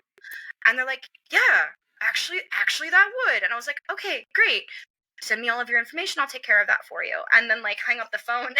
And our operations director came out and was like, "What did you do?" I was like, acknowledged his feelings and listened to him. Like, Right. that's a lot of it. Just acknowledging their humanity, Yeah, acknowledging that what you're doing is hard, right? yes, I've been there. It is hard. You're absolutely right. Right. yeah, I did something that made your life a little bit harder. I'm sorry. Maybe that yeah, wasn't in my intention. You know? yeah. Yeah. There's so much power in the words "I'm sorry," or "There is Yeah. nothing I can do to change what occurred here, but let me try and work with you to help make sure that this doesn't happen in the future." I learned a lot about accountability in Mm, at Boom, and a lot of taking responsibility for, even if the problem, if you didn't cause the problem, the simple words of "I'm sorry that happened to you," or "I'm sorry that this situation got caused," or "That's my bad, dude. I'm so sorry. Like, let me try and yeah. fix this for you," goes a long way. And I think that that's something that we miss a lot with people in publishing, is that there is a lack of accountability because people are so scared to admit that they're wrong. And I'm like, it's okay. It's how we get better as humans. It's how we connect as Right. humans, because I am not just a soulless entity behind a screen and an email sending you things that you should buy every week. I am a human with a partner, with a cat, with like, Yeah. things that I have to do. As are the people behind, the screen with their email and their store. They have a staff, they have a wife, they have kids, they have a husband, they have, you know, things they do on the weekend. Their kids really into cosplay, like all of that stuff, Yeah. like, humanizes them. Yeah. Um, and yeah, like, So much can be solved by just talking. Well, and I think some also there's another maybe a even more subtle like uh, step beyond that, which is yes, I am so sorry that this made your life harder. I know that your life and your job is really hard, right? Mhm. I know that it is incredibly challenging and that what we did made your life harder. Mhm. And then saying, but it was not a mistake, right? We did it for a specific reason that happens to impact you this way, but that doesn't change the fact that we still had to do it, right? Exactly. You know, Exactly. There are always treating them, not infantilizing them, I think yes. is really what I'm getting to. And I think it's Yeah. a very difficult move that a lot of people, I think, kind of get wrong. But Yeah. yeah, You do have to honestly treat retailers as your partner in business because they are. yeah, They are the exactly. they are the first line of defense. Like, yes, everyone thinks like the end goal is getting it to the customer. No, your first customer is the retailer. Yeah, You need yeah, to make sure that they're being listened to, and if you had to do something for a specific reason, be transparent. There's so much that I've done in my career that has worked because we were transparent about the reasons why something could work or why something couldn't work. And once you give them those details, they go, "Oh, okay." Or they're like, "Did you think about this?" I'm like, "No, no, we didn't. We yeah, completely missed that." Like, yeah, like, yeah, exactly. and then we Yeah, adjust. yeah, because the goal is not to win the conversation. The goal is not to convince anybody that you're smarter than them. It's not Yes, to, it's the the goal goal is is to not like to win. find some understanding, find some resolution that we can all live with, Yes, and then let's exit this interaction as better than we came into it. yes, That's got to be the goal. So yes. I will say during this period that you were there, Boom did a lot for the direct market. The direct market is something that I have spent my career in my life in, right? And so I've Mhm. seen a lot of value there. In fact, there was a time when people would come to me and they would complain about what Marvel or DC or whomever is doing, and I said, if you really want to change this industry, the one thing you need to do is figure out how to hand sell Boom. Because if you can make them 5% of the market share, everybody else is going to chase what they're doing because what they're doing is best in class. So, and this was during the period that you were there. So, a couple things I'd love to dig into. Yeah, do it. Talk about the process that you guys went through because you created some programs. Some of them had to have been a little. I mean, they were some of them. I know how much work had to have gone into doing them right, and then I'm sure there had to have been times where you're like, "This is just too much," you Which know. program specifically? Just so Well, I so let's talk about the programs first, because honestly, when I started to do the research, I couldn't even bring up all of them. But I remember that you guys were. Let's talk about the stuff that you're proud of. Let's do that. okay, okay. Let's cycle it that way. I think the one that is most known to everybody outside the industry is the Boom Guarantee Retailer Rewards Program. That was something that I believe Ross and Phillip initially developed, and then I took over when I came on because it was kind of what we had introduced at that first Comics Pro that I was at, and they were like, "Here's Morgan. She's going to be the one that you yell at." And I was like, "Alrighty," because it was an evolution of the previous rewards program or the previous returnability program, which like they had to buy like 10 copies of every single thing, Right. which wasn't sustainable and wasn't working and was seeing really high returns. And the Boom Guarantee program changed that in a way of like, I believe it was like no hoops, no frills, like no questions asked. And it was, you could order whatever you want, return whatever you didn't sell, and affidavit returnability, no questions asked. Like, we're not going to make you like prove anything. We weren't going to have you take photos. You weren't going to have to rip apart covers because if you did any of the returnability for like the DC New 52, oh my God, I've done that. I was doing that in a back room. Like, it's a lot of work. And I think that that's where my retail experience came in to play that being like, hey, you know how much you hate ripping covers? We're not going to have you do that. So I handled the day-to-day communications on the Boom Guarantee program. I handled submitting all of the returns to Diamond. I submitted all of the sales reports that were tracking all of the returnability. I was communicating with the retailers one-on-one. I signed up every single person, which I think when I left was somewhere around 1,100 accounts Phew. worldwide. Yeah. And I had like kind of personal relationships with every single one of those retailers to a certain extent because I was emailing them back and forth. Like every single time that you submitted, someone who submitted an email being like, "I want to be part of the Boom Guarantee program," they would get a personalized email back from me being like, Right. "I've confirmed all this information. Please let me know if you need anything else. You've got my information on file so that we can talk." And that went on for a number of years, and then it was for 6 select single issues every single month. So it wasn't the whole line. During Right. COVID, we expanded it to line wide for a period of time to help retailers.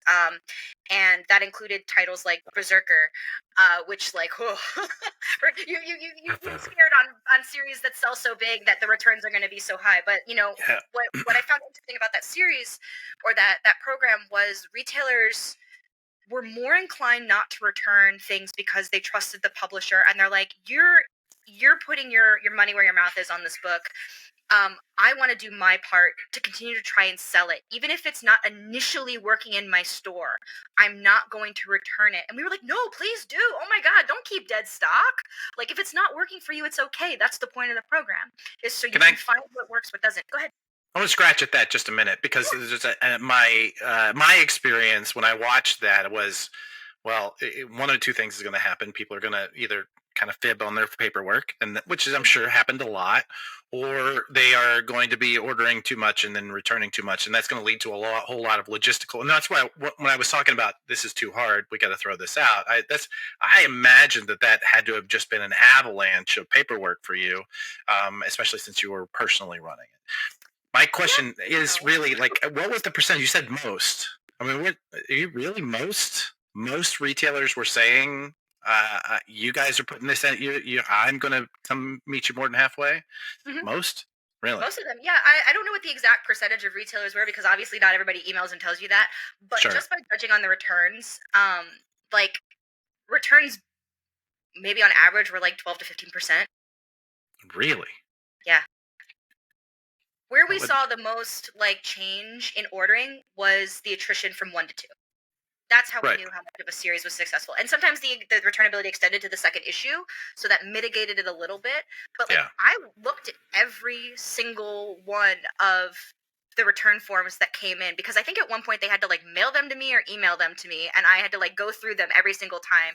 And if something looks sus, I'd call and be like, "Hey, did you mean to add that extra zero?" Or like, "What's going on here, my dude?"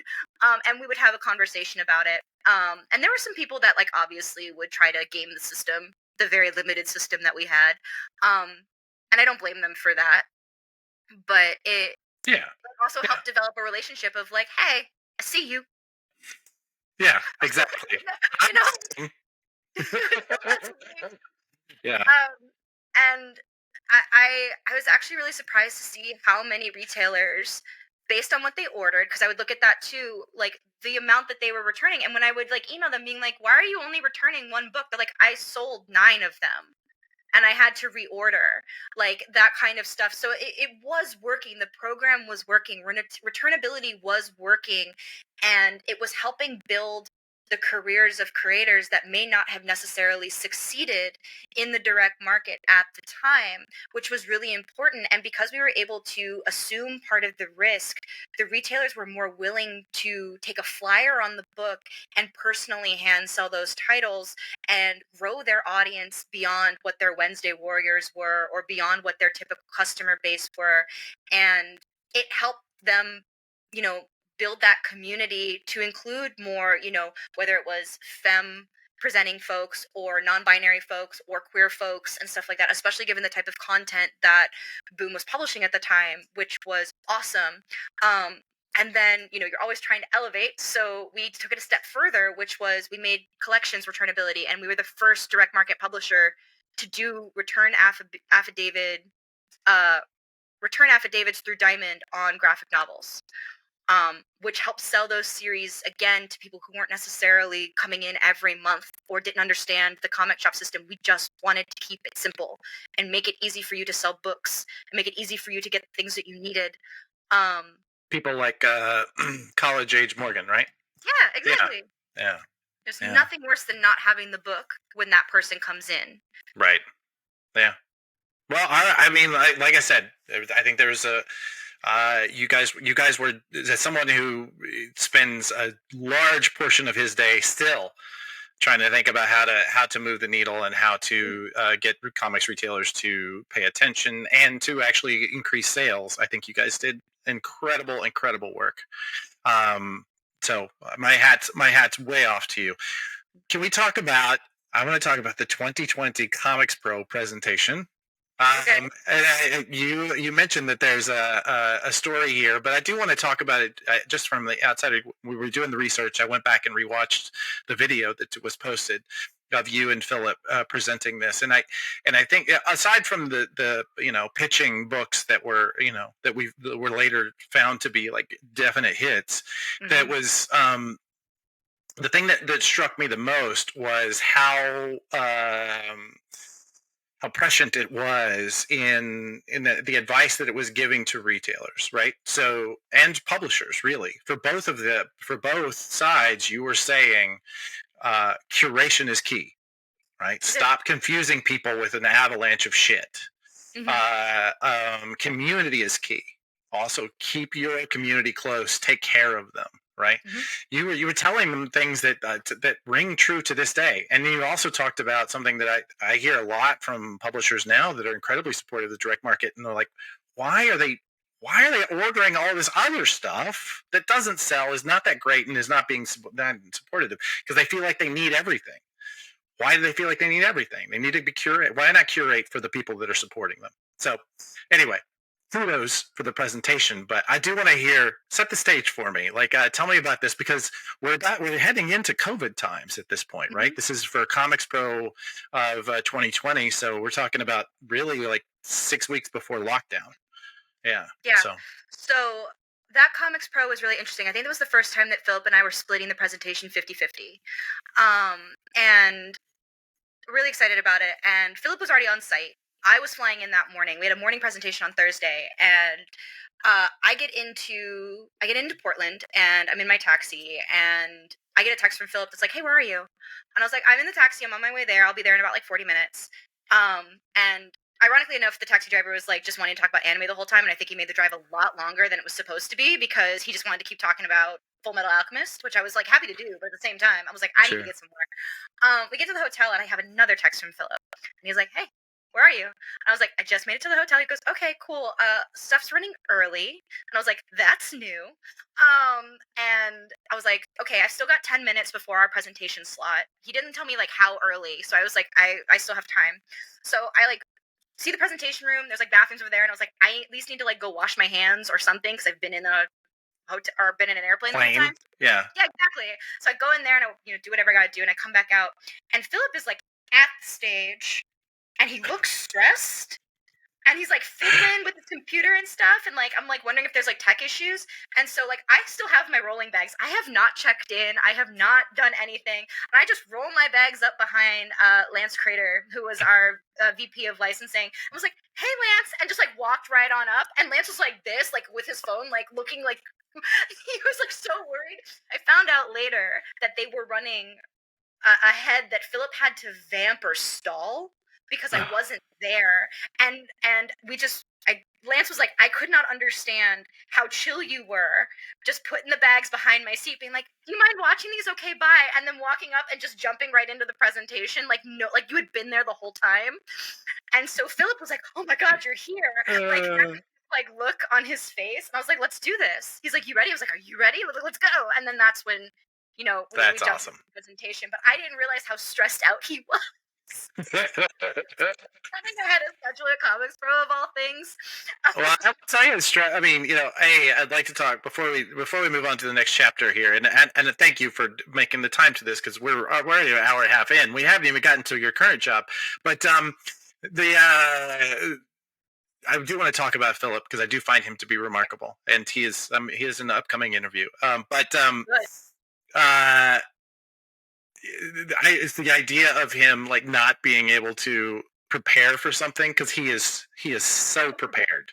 So prepared. Like every Yes. single one of those presentations, we prepared for days in advance. We were like, there'd be hours where he and I were sitting in his office just going through and tweaking and everything and all of that. And that was the thing that he stressed upon me the most because I learned the most about presentations from Philip and Yeah. live presenting from Philip. And to this day, I don't want to brag, but I get a lot of compliments on how I present and how I'm able to present so many titles. And it is because of how Philip trained me to do presentations. And I'm like, I have notes, copious amounts of notes. I am in my room the night before, 2 nights before, 3 nights before, running through it, picking the timing, doing all of that stuff, hitting the jokes so that they land, all of that stuff. And that Yeah. is because of Philip. Yeah. I have no doubt. So I'm going to give you an opportunity because I know that I can be effusive about Philip, but I have an upcoming interview with him, so I'm saving it. Are you ready? You've got 30 seconds. Go. Talk about Philip Sablik and why he's special. Oh my And gosh. you can't say the words. You can't say the words "girl pretty" because that's true. Because that's going to be in mine. He's kind of a little bit pretty like a girl. I don't. Oh, okay.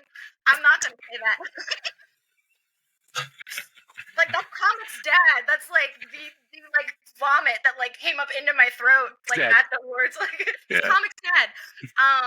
No, Philip is one of the most genuinely nice people that you will meet in comics. Whatever feelings you may have about executive level people in comics, when Philip is engaged with you, he is fully engaged, and he does actually want to solve the problems. He's one of the few people in this industry that has held multiple different positions, so he has an interesting perspective about how each position works and how that impacts people.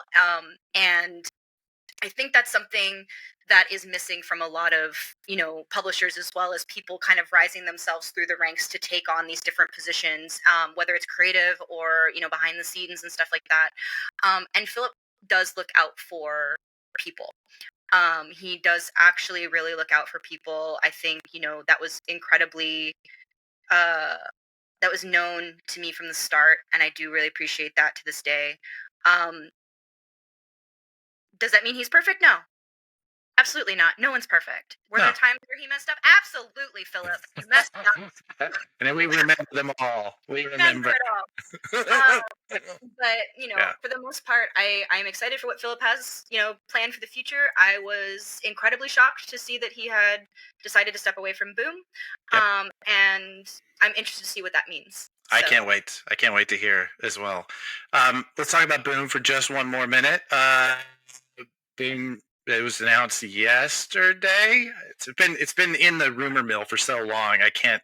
I keep reminding myself it was just yesterday that they sold to Penguin Random House. Came no surprise to many of us who were around. But how are you reacting to that? Like, how does that feel? You were there for quite a while. I was, but I also have been separated enough from it that it doesn't necessarily impact me. I feel for the people who are there who are being impacted by what an acquisition means. Like, consolidation is not necessarily great for the True. economy. So that's something that's interesting. I wish them the best, but I really can't comment on it anything further because I've been so far removed. Like, sorry, Adam, that's not the answer you probably wanted. No, that's perfect. You were very professional, and I like it. Talk about the end. So if you go from Boom to Skybound, and we talked quite a bit about that transition from Earth 2, and the transitions are always. I'm sorry, this is I love these moments because for us, like it is like that is the big story moment, and so many people want to keep that quiet. And if you can just talk about how you make that decision to go from what is obviously a very influential job for you into I mean, you guys did incredible work, and I want to talk about that. But Yeah. So I built a lot at Boom prior to the pandemic because I think right after that Comics Pro presentation, COVID hit. I missed the pandemic. Damn Yeah. it. Oh no, it's fine. I'll segue into it. We'll come back around to it. Okay. We'll come back around. Wait, we're gonna talk about okay. Yeah. Transitioning. Transitioning. So yeah, it was a really influential period in Boom's time. But the pandemic had created certain situations that it's difficult for me to talk about because it's not something that I've been open about it, but I haven't really. I didn't necessarily want to leave Boom, but my health caused me to leave Boom. And I mean that in that during the pandemic, my job shifted in quite a considerable fashion, obviously. And with the retailer variant cover boom that we were experiencing, and a lot of those, that was sometimes like our highest revenue of business, in addition to like all of the books that we were putting out and all of the hits that were coming out during the pandemic. I was the one who was doing all of the retail variant covers. I was the one doing all of the sales presentations. We had people leaving as well that were moving on to different jobs, and so we were trying to backfill if we could, but it wasn't necessarily the same thing that we could do. And I was pulling a lot of hours, and I somehow during all of that became disconnected to what I was doing, both for retailers and with comics itself. It was no longer selling comics, it was selling pieces of art, with the variant covers, and it made me very depressed and very not good emotionally, because I was pulling so many hours. And I actually found out that I was really sick. I had mentioned this in my Comics Pro presentation for Skybound the following year, but I had lost 30 pounds in like 18 months. This is during the pandemic. I had no idea what was going on. I was, vomiting a lot. I was having horrible reactions to anxiety and stress, and it was visible. And there became a point where it felt like I may not have been as I felt like I was not as valued as a person as as some of the profits that were, being made. And so I made the decision to leave. And an opportunity came along from Skybound that was like, hey, do you want to come over to Skybound and help us launch the Comet program, which was their middle grade YA graphic novels? You'll be a brand manager there as well, and you'd get to work with Arun Singh again. And I was like, sign me up. And they're like, oh, you also don't have to work on retail variant exclusive covers ever again. And I was like, absolutely sold. And I say that not to say anything bad about Boom, but I personally was not in a good place. I was realizing I was in a toxic spiral for myself, and I needed to remove myself from that situation. And there was also nothing else I could do to help improve what I had already done at Boom. It was time for a new generation of a sales team and a marketing team to take over and figure out what needed to be done. So, and I also needed to move on. I had put 5 years into that company, and that was a lot. And I needed to try and see if I could be something more than Morgan from Boom. Thank you. That was incredible, and I'm honored that you would tell that story here in that way, and I appreciate the genuine honesty that came from that. I will say that I did want to give you a chance to like talk about the fact that during the pandemic I made sourdough and learned to play the piano poorly, and you went through and cataloged every retailer that was doing deliveries, and how how I'm not saying you made me feel bad. How dare you? But like that should be commended. That sort of a dedication is wonderful. Thank you. That was the last email I sent in the Boom offices when they told us we were leaving. I sent out an email to everybody on the Boom guarantee list. I was like, hey, we're closing our offices. I don't know when we're going to be back. If you have an e-commerce store, if you have a website, if you're doing deliveries, tell me. I didn't tell Philip I was doing this. I didn't tell Spencer I was doing this. I didn't tell Arun I was doing this. I sent them an email. I was like, I will promote you on my personal social. I do not have much, but I will do what I can. And so that's what I did is I started it off as a Twitter thread because Bruno from Big Bang was the first person to reach out and was like, this is our information. So that thread is still on Twitter. And I started it as a thread on Twitter. I did it on my off hours, on my lunch break, cataloging everything. People were sending me information through DMs and stuff like that. And then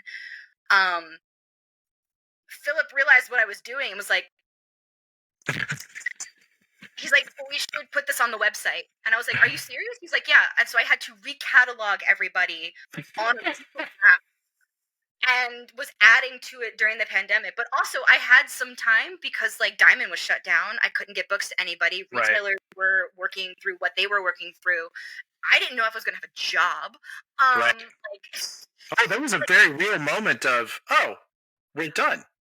The whole thing is done now. Yeah. It was very real. Yeah. That's what I did. I remember that other people started trying to do the thread. I think Diamond at one point was like, send us your stuff. And I was like, here's the list. Like, I just replied, it was done at one point. I was like, it's done. Do not. But yeah, I did, and I'm very proud of that list. I still refer back to that list sometimes. It was a lot of work, but I don't You feel should bad be. for doing it. Like, it was the best thing I could have done with my time. All right.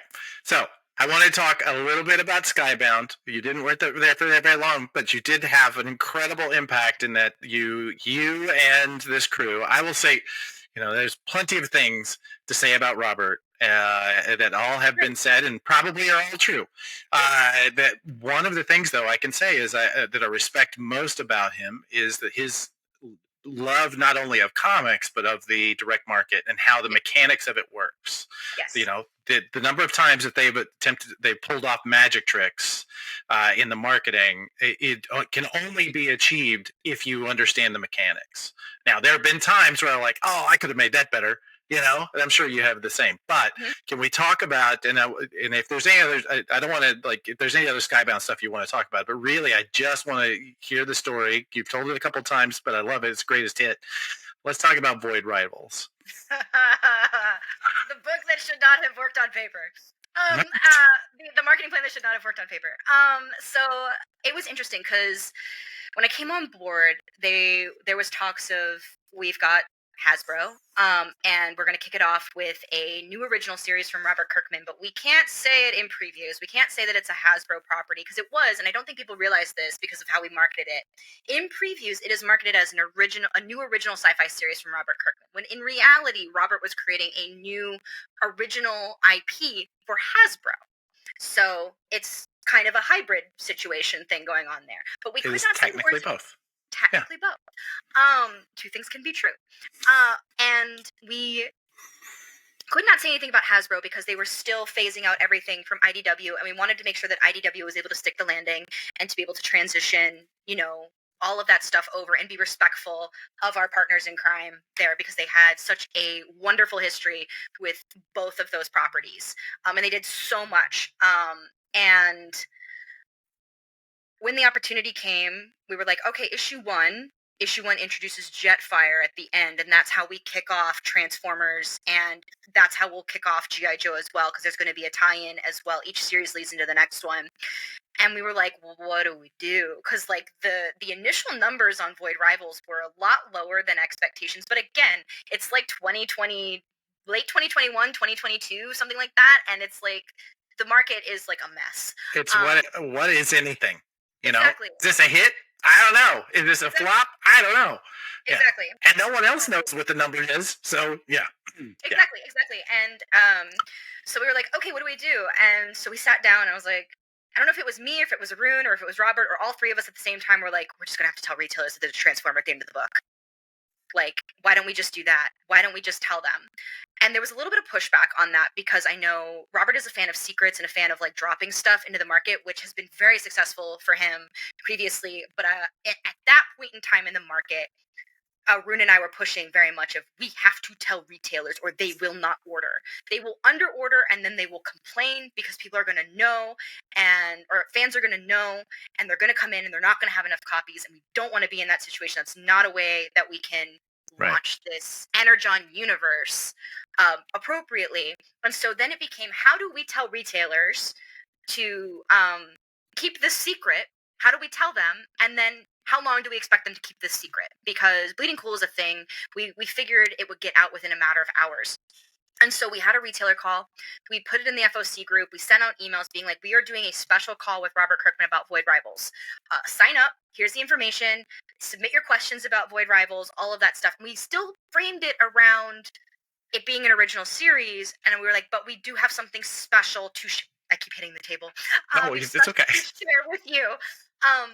And we had about 60 retailers join, maybe 40 actually joined the call, but we recorded it. And we did the whole presentation. And it was me, Robert, Sean Makowitz, and I think that was it in that call. 40 retailers. And we kick it off with, hey, this is Void Rivals, this is the book. And then Robert goes, yeah, there's a Transformer at the end.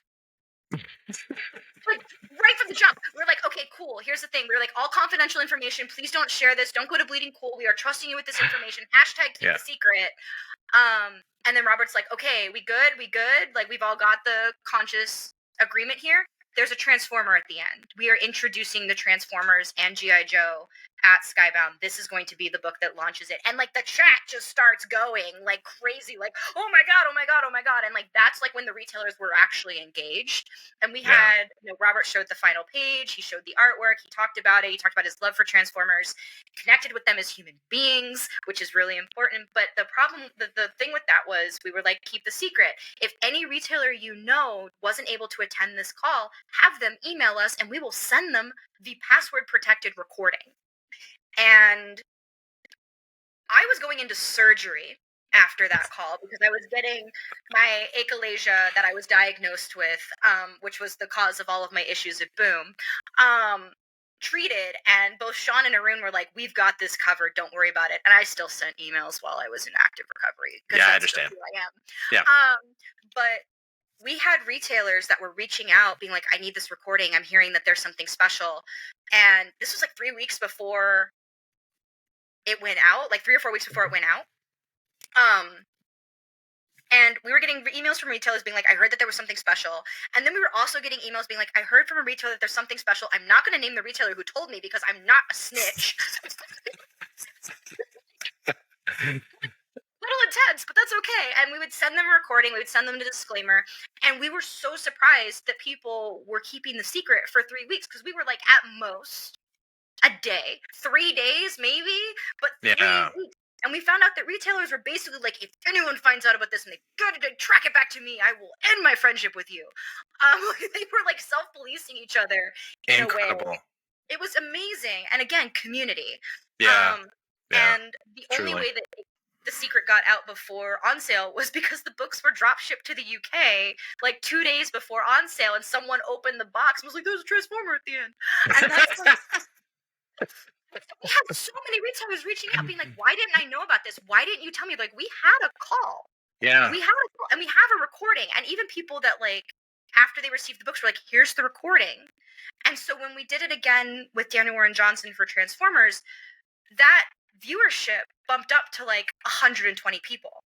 Now the retailers were like, what secrets are we getting? And so like we made an active point to make those calls purposeful, because I think at the time retailers may have been sick of the active like creator calls because nothing was being special about them or said. Exactly. And so we purposely designed those calls to make sure that something purposeful was said. There was a reason to join the call, whether that was we were going to introduce the creative team, we were going to answer and we offered the opportunity for them to ask questions about how this was going to work. And it just went on from there. The one for, I think Duke was like 160 people or something. Like it just kept growing every time because word was getting out that these calls were important. When we did them, they had a purpose. Information, and it was meaningful to people. It helped them sell more books. And yeah, I mean, I think what Skybound developed with the Energon universe, and all props to Robert and Sean Makowitz over there for designing a really amazing program that kept readers engaged, that made non-OG Transformers and G.I. Joe fans want to check out the books by picking interesting creative teams and telling interesting perspectives. But yeah, it was, again, just trusting retailers with information. There's a lot that can be said by communication and trust. Like, was it perfect? No. Should it have worked at all? No. But it did, and it paid off. I don't know how, but I mean, if Robert Kirkman's telling you, please don't tell anyone about this, like, no one wants to piss off Robert Kirkman. Well, like, that much is very true. Like, yeah, he's a nice guy. Don't do that to him. Yeah, exactly. Exactly. Well, excellent. Thank you. It was, as somebody who, like I said, has spent a lot of time thinking about these things, you guys pulled off a hat trick, and you did it with trusting people, which is incredible. I would not have thought it possible had I not seen it done. Yeah. Thank you. The most effective marketing I've ever learned is when you keep it simple. If you keep it simple and keep it transparent, it will be the most effective. Trying to be complicated or trying to do something that's going to be perceived as cool or like, I don't know, you want it to go viral. There is no viral button. Just tell people what they need to know and it will work out for you. Truly. Tell them there's a Transformer at the end of the book. Right? Transformer at the end of the book. It's really good book. Thank you. Let's talk about the transition from Skybound to Square Enix. Yeah, so that one I think shocked a lot of people because, like, I wasn't necessarily planning to leave Skybound. But if we have learned anything from my origin story, is that I love manga, and manga has consistently Shocking. been. I know, Yes. right? Manga's been consistently something that I have loved and I've talked about online, and unfortunately gone viral for a couple of times. It's weird, and I don't want to be perceived. But the job for Square Enix came up on LinkedIn, and they were looking for a marketing manager for their manga and books publishing line, for their book publishing division. And I was like, oh, cool. I like a lot of what Square Enix has been publishing. Square Enix had started their English language department or English language publishing division in 2019 because not a lot of people know this, but Square Enix has been publishing manga in Japan for like 30 plus years. They are the ones that publish Full Metal Alchemist. They're the ones that publish Toilet Bound Hanako-kun. All these books that you know from like Yen and Viz and Kodansha that have done super well. The Square Enix titles. We just didn't have a language department that was handling that. And they were building out the department, and so I applied on a whim because I was like, I know how to do this. So like, what's the harm? What's the harm? And I got an email back a couple of weeks that was like, due to the amount of resumes that we have received, your application has been rejected. And I was like, cool. That's probably the universe telling me that it's not my time. And I accepted that. Yeah. And I went to New York Comic Con, and we were doing a whole bunch of stuff for the Energon universe. And my friend Mark DeVera, who is the, I believe, sales director over at Yen Press, was previously at Viz, was like, "Hey man, how you doing?" And we were talking a little bit about manga stuff. He was like, did you see the Square Enix job that was posted? And I was like, yeah, I applied and I got rejected. And I was like, it's just not my time, man. And the way his face changed from like, yeah, this is a great conversation to what? Was like instant. And he was like, yeah, that's not funny. I'm gonna make a call. So Mark was the one that, called whoever. I would assume it was probably Masaki Shimizu, who is my boss now, or Layla Aker, who is like a legend in the manga community and is now our publisher, or our publishing director at Penguin Random House. And he was like, you need to talk to this person. And I got an email from Square Enix a couple of days later that was like, we are so sorry. You do actually. Just kidding. Are you available for an HR interview? And I was like, sure, okay. And so, you always take the meeting. And so I talked with HR, and they were like, okay, great. They're like, we want you to talk to Masaki. And so I talked to Masaki, and then they had me do a marketing assessment. And I was like, all right. Okay, cool. So I did that. And I think the whole time I was like, this isn't gonna happen. This is like boom all over again. I'm not gonna get this job. I'm in Japan with my fiance, and like literally 12 hours before he had proposed, and so it was very sweet. It was a very chaotic 24 hours. And he, I get this email while we're on our way back from Osaka that says, "Hey, can you talk?" It was from HR. Like, we have some stuff we want to talk to you about. And I was like, okay, cool. And I'm thinking, this is the call where I don't get the job again. And so I'm like, hey, I'm 18 hours ahead in Tokyo. This is when my only available time is with the time difference. Does this work? And so we scheduled a call. And they're like, yeah, we want you to offer you the job. I was like, and it's like 9 a.m. in Tokyo, and I'm like, okay, this is real now, because it's never real until they give you the number and they say yes. Like, that's how I've always moved throughout the industry. And I was talking about it with my fiance. We were walking around Asakusa, and he looked at me and he's like, because I was trying to weigh the options. I was like, I've got a really good thing going on here at Skybound, and I'm working with Arun, which I love, and because Arun and I like understand each other on a marketing sense that I have not yet been able to find anywhere else. And he goes, you're not coming up with reasons not to take the job. And I was like, okay. He's like, I think you need to talk to Arun.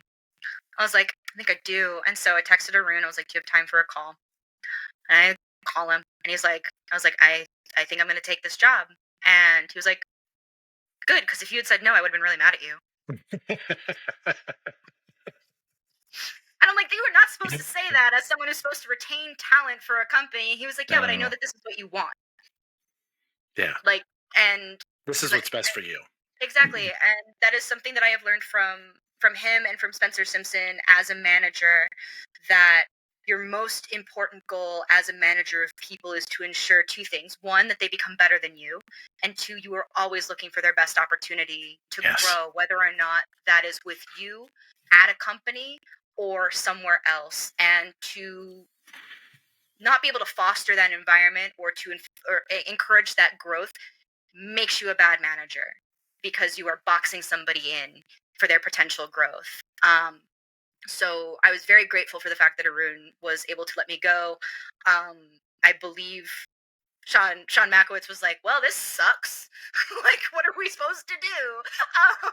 And they figured it out. They hired someone amazingly great to replace me. And yeah, I jumped over to Square Enix, where I am starting from the ground up, building what their marketing processes are, because prior to that they had just kind of been doing the base level stuff. So now it's everything from organizing marketing plans to doing presentations to doing panels at events to interviews with creators, getting that all coordinated, to writing all of the copy, the strategy, posting the social, designing the images that go on social and building them yourself, to working with creative services to do PW ads, but when they can't do it, you have to do the PW ads. So I constantly joke that Masaki got a really good deal.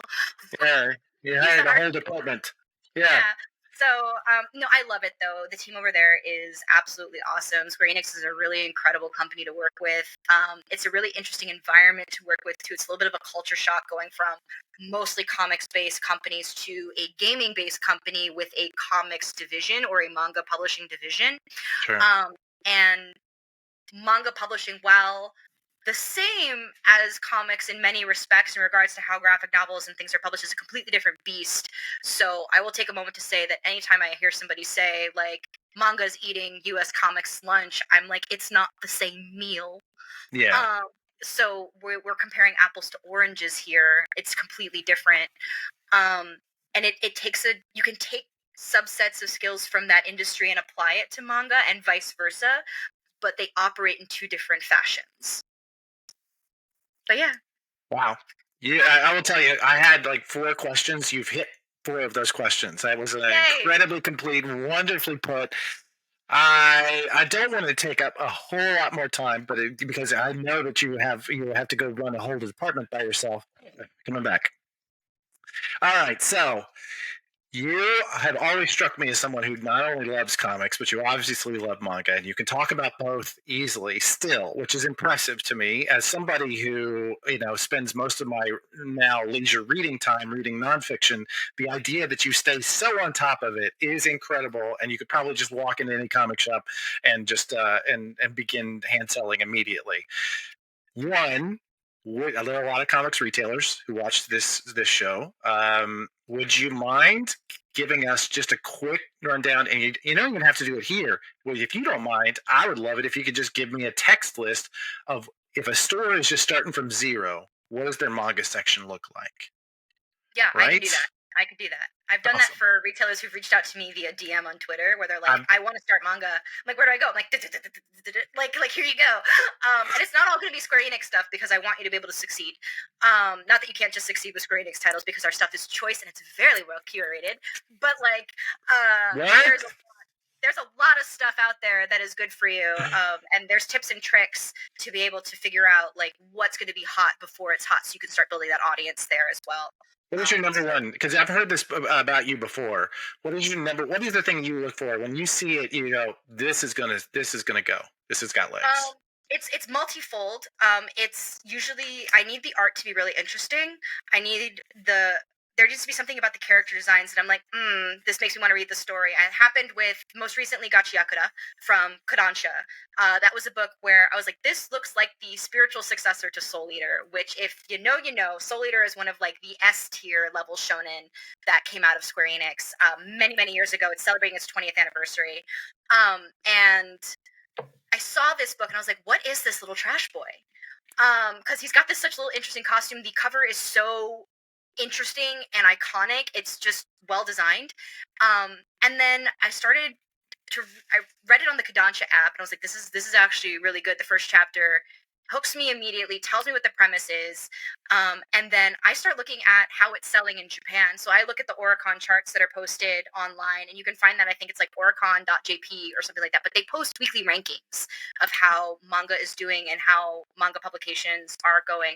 And I start looking at our other manga sites and reporters and the kind of like cross US, cross Japan posters. Are they talking about this series? Are they talking about it selling X number of millions of copies? Is it getting a color page in whatever magazine it's in? Is it getting a cover for whatever magazine it's in? Is it getting merchandising opportunities? If it's like a Viz thing or a Shueisha title, is it getting merchandising opportunities? Are they talking about it? Are they pushing it? And then, of course, it's like, this feels like it could get an anime, and so I think it's going to get an anime. And it would be silly if it didn't. So that's kind of how I approach it. Is I look at the sales in Japan, and I know that if it's starting to pop off in Japan, it's going to pop off here. It's only a matter of time before it gets picked up for a licensing in Right. English. So like Gachiakura had come out in Japan, I think like maybe like 6 months later, it got picked up by Kodansha or something like that. And I was like, this is gonna be it. This is gonna be one of the next level shonen that we're all looking forward to. And then like 9 months after that, they announced the anime by Studio Bones, which is the series that, or the studio that has done Full Metal Alchemist, has animated Soul Eater, has animated My Hero Academia, all of these powerhouse shonen hits. I'm like, oh, this is going to be huge because it is getting an S tier level treatment. Um, yeah, Gachiakura was one that I called. Kaiju number 8 was one that I called, and then like during the pandemic, I think it was Chainsaw Man and Jujutsu Kaisen before they had hit anime announcements as well, and you saw how those did. Like Uh, they just sold a whole bunch of millions of copies. yeah. Um, but I don't know. I just Is to give there a enough. col- Oh, yeah, no, I get it. I feel like I can do that. I can see a book and tell if how well it's going to do. But I let me ask then: is there like a collectible market for manga? not It, really. why not? I don't. It's because it's readership based. It's Mm, readership based. interesting. Like that's what I love so much about manga, and whether it's manga that's published in the US and manga that's published in Japan, is that it is readership based. People are fans of it because they are following the story, they are following a character, they are following the artist, they love the story. And where the collectability comes in is in everything that is tertiary to the story. So whether it's an exclusive edition that comes with, or like gift with purchase is a big thing in Japan. So if you buy the first volume the first day that it comes out, you may get like a Shikishi illustration board or like a character coaster or something else, or it's the merchandising that comes with it with characters and stuff. Yeah. um that's kind of the collectability, but again, it's more just like really leaning into the fandom and really leaning into the readership and like the attachment that people have to these stories. So there's not a lot of like exclusive variant covers for manga. They do happen from time to time here in the US, and I don't think that happened until recently. Like Kuno Kuniya does exclusive covers from time to time. Barnes and Noble does too, as does Books a Million, but it's not the same way that we do in the US. So like I'll have like 4 or 5 different volumes of like volume 1 of the Apothecary Diaries or whatever book has like a variant cover. I think the last one I bought with a ton of them was like Wotakoi Volume 5 or 6. And I was like, I have all 5 of these volumes, but not because I want to collect all the covers for any sort of collectability factor, but because I love the story and I wanna own a piece of that, and I want to show the publisher that I support them. Yeah. Good. Yeah. Yeah, good. I mean, it is not surprising to me that you do understand this as well as you do. So I do want to let you flex for just a minute. I'm gonna let you put on your comics retailer hat for just 1 minute. I'm gonna give you 10 titles that are American single issue comics. Okay. I want to hear their counterpart of on manga side. Oh Okay, no. this is my new favorite comic. I come to you and you're gonna say, "What's my new favorite manga?" Are you ready? Okay. Yes. Let's try. I, Best as I we can. may throw this whole section out. I'm Maybe, fully yeah. prepared. I'm fully prepared. Okay. Okay. Okay, the new Ultimate Spider-Man. Ultimate Spider-Man. Oh, that's a family one. Mm-mm-mm-mm-mm. Demons of the Shadow Realm, I think. Maybe you should try that one. That is the new series from Hiromu Arakawa. It doesn't necessarily have like the dad component to it. No, actually, I'm gonna swipe that out. Swipe that out. Forget that one. Forget it. Ultimate Spider-Man, Sakamoto Days from Viz. And the reason I say that is because it is a dad story. It is a family story. And if you have not read Sakamoto Days, it is Kim's Convenience meets John Wick. So like, yeah, I'm in. That sounds awesome. Yeah, so it's got that little bit of a family story. You have a guy that was an assassin, and he decides he wants to give it all away for love and starting to restart his life as just a guy that runs a convenience store. And he's like this big guy that like eats ramen and stuff like that. But when the time comes and people are trying to find him to kill him, he goes back into assassin mode. So it is kind of a little bit of that like Ultimate Spider-Man type of deal. And he has a family that he has to protect. He has employees that he has to protect. And it's not just about, you know, him and his dark life or him and his superpowers. It is about the family, which is great. I hope that's right. Transformers. Oh man. It is almost manga itself. It is almost manga itself, and it's funny because there's not a lot of mecha-based manga in the US because it's just not a big title. I would say if you haven't read the Gundam Wing series, that's a really good one. I forget what the actual title is. It's like available all in hardcover. But if you like Transformers and you like the politics of Transformers, definitely check out the I forget the title. It's a Gundam series. I'll have to like write it in that list. All right, two more.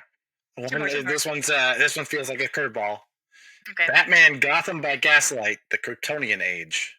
Oh my god, this is what? I see. Yeah. Come on now.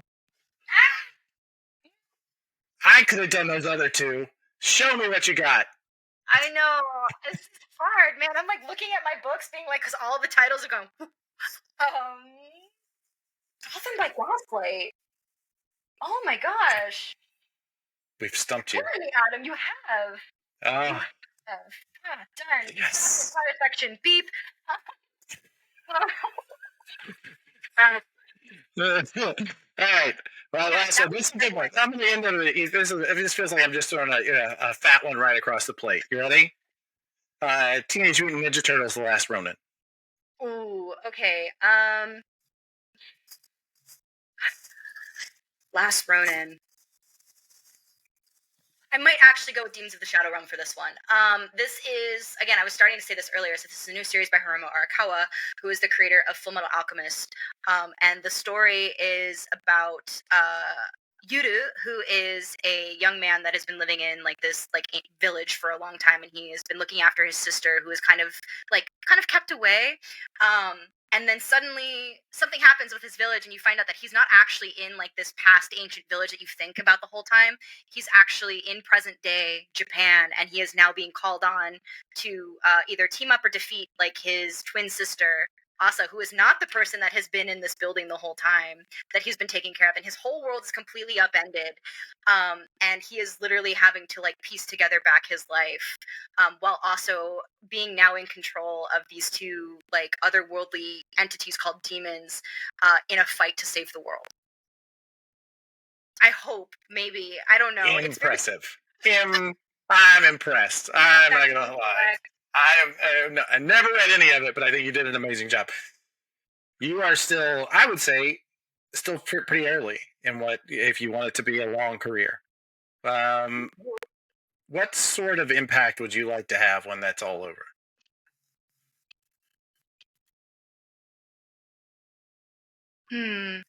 What do you mean in terms of that question? I feel like you're someone who takes your work very seriously, right? And you've shown that in this interview. You've shown that in the work that you've done for other publishers.